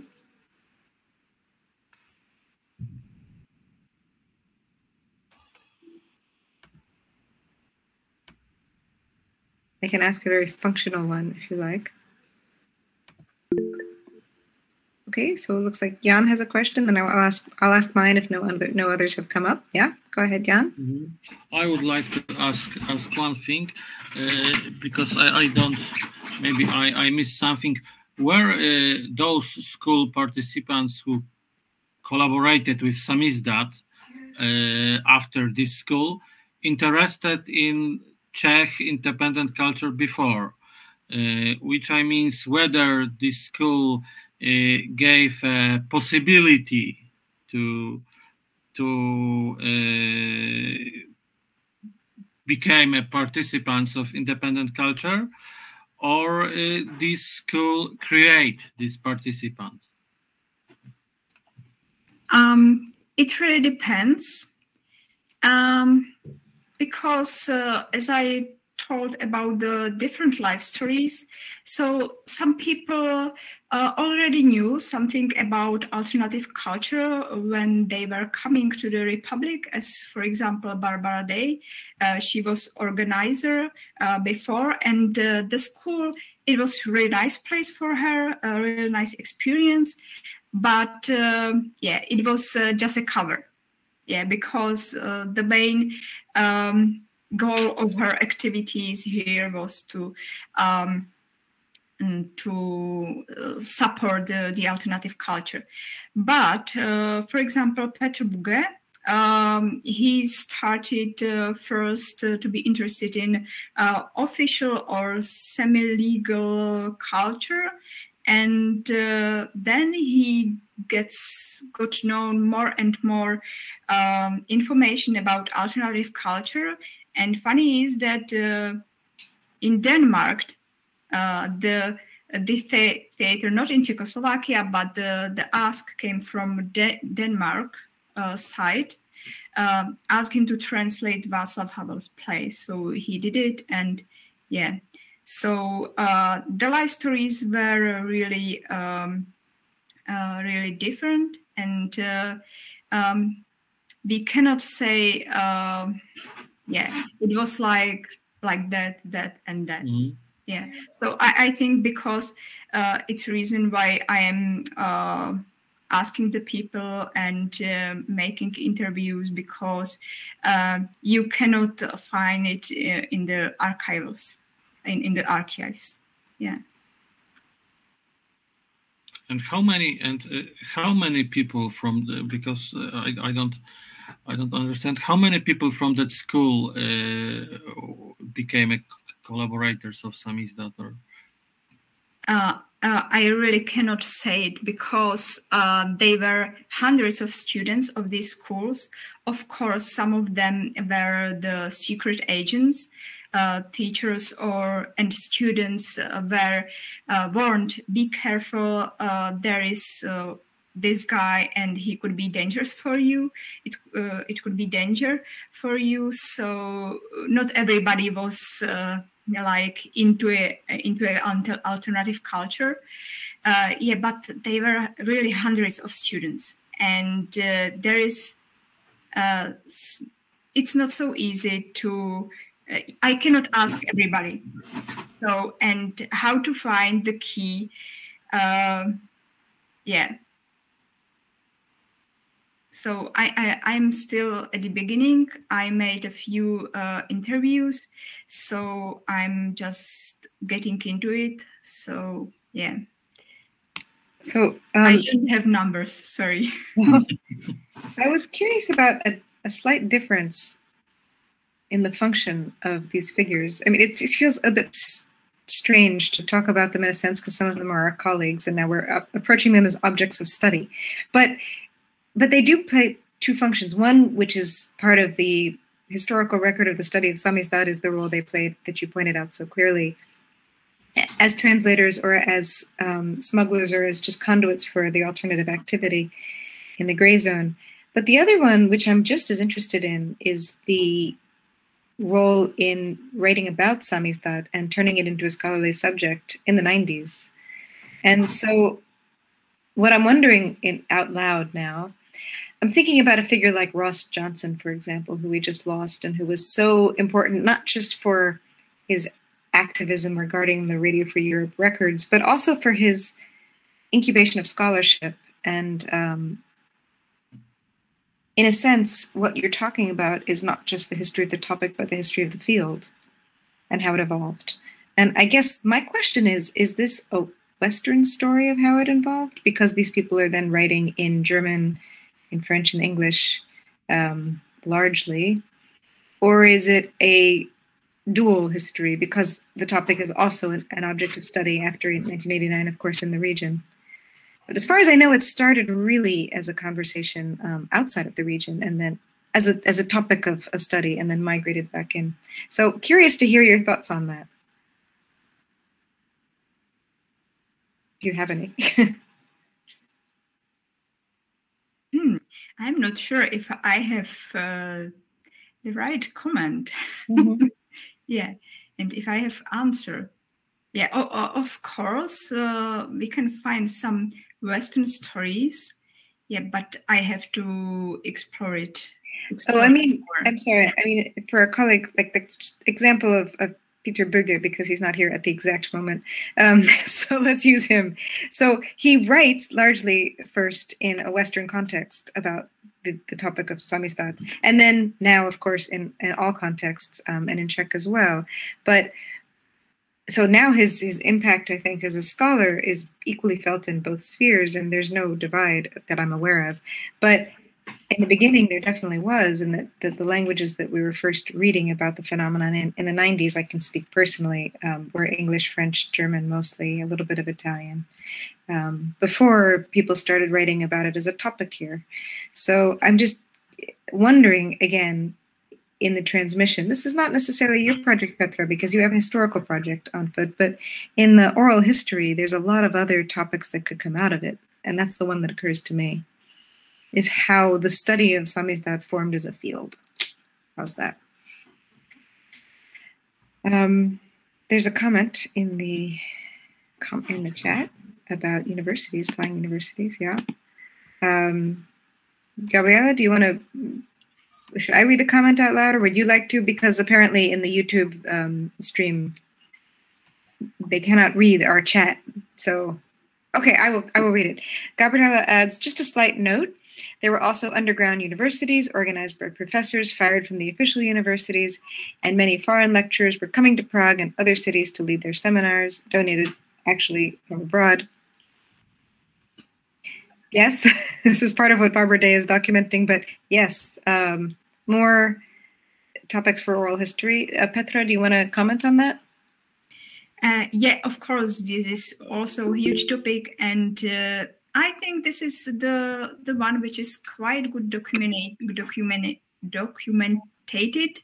and we know quite a lot about it. So, yeah. I would like to find another stories and yeah, just go behind the patterns and the information we already know. I have a comment from Piotr, a question from Piotr. Yeah, I mean, it's actually a simple question inspired by your exchange line where you know, Gordon's killing fits in this story. Does it appear in your account, Petra, or was his kind of presence there, like, I don't know, instigating people to go to these places?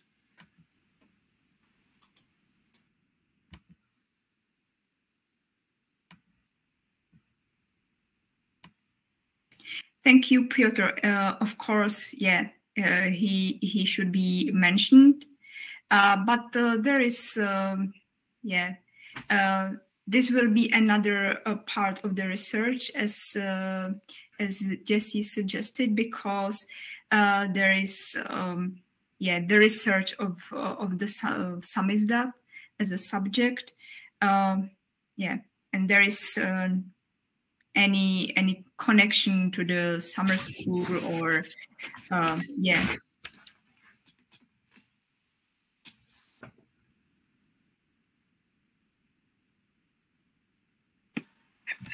Any other questions before we wrap up Petra's presentation? Any other questions or comments? It occurred to me also that some of the journalism that happens on the level of like a Timothy Garton Ash writing at that time, it's the same generation of people traveling over there in the 1980s. Or David Ost actually played a sort of similar role in some ways in Poland, from his accounts, and that he was there on a kind of a research Western scholar basis, and then transformed into somebody more active. There's also the new school of social research thread, I guess, coming into the picture, even though I'm not sure how like connected they were with the Czechoslovak scene, but I guess Polish people like benefited a lot from this. Polish dissidents benefited a lot from this content. And there's the Roger Scruton story for the Czechs, right?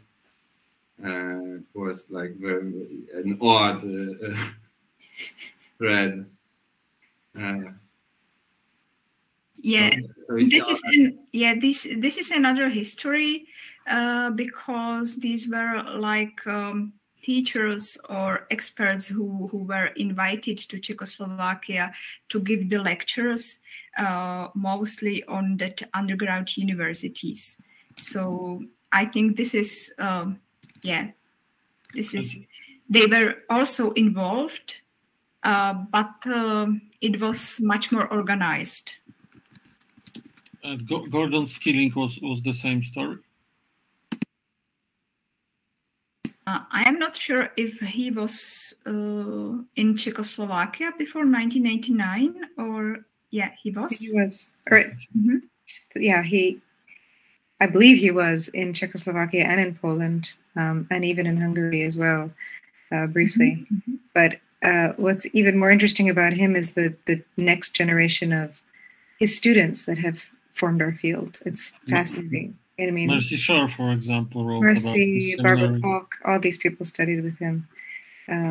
So there's another story to tell there, which is we don't have to tell all the stories, but when we think about the genealogy, which is what this really is, of where the ideas we have about Samizdat come from, I think, Petra, you've landed on a real seed of a lot of it, these moments of encounters, and the institutional framework for them, which is equally important.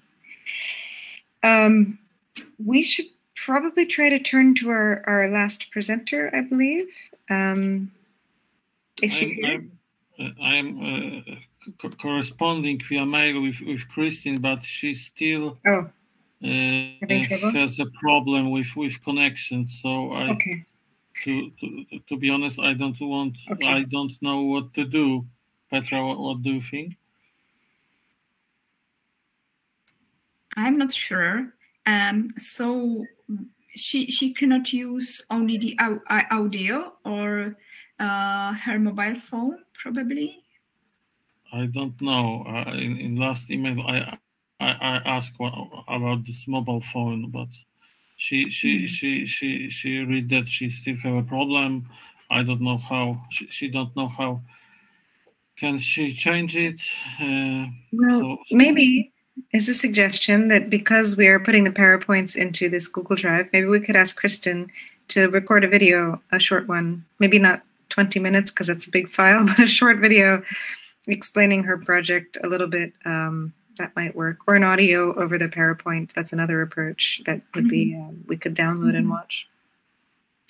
So these are other ways we've found of communicating with each other in these difficult times. I'm just regretting so much that we don't have each other's physical presence to celebrate in a post-conference drink. It would be very nice. Yes, so probably we should come slowly to the end of our conference. Well, then I will bow out and let maybe organizers someone take over. to share some general reflections about this topic or about the conference.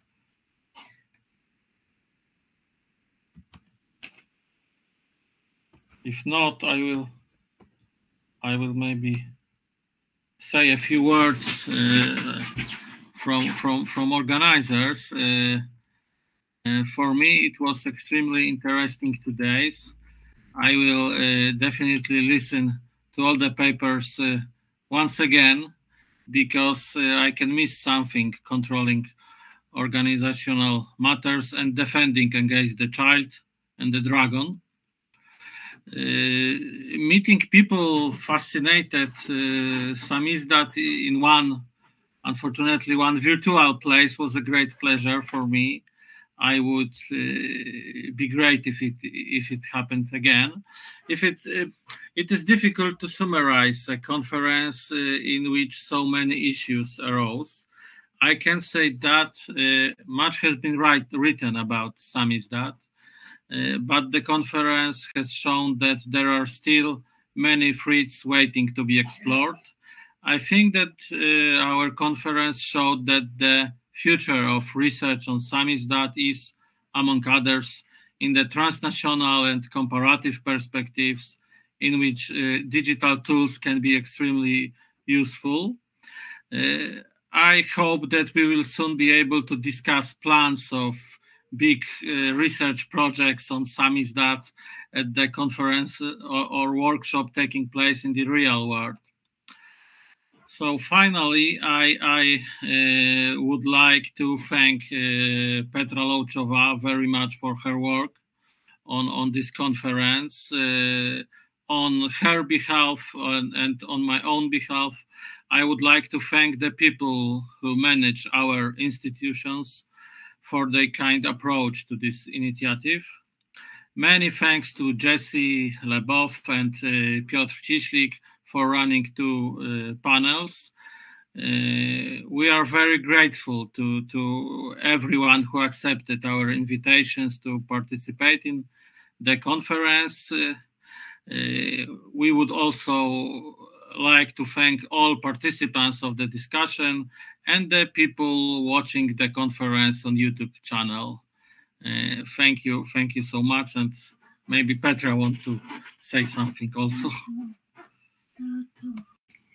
It was so nice, Janek. Thank you. And yeah, it was really great that I can at least see you and meet new faces and get to know you.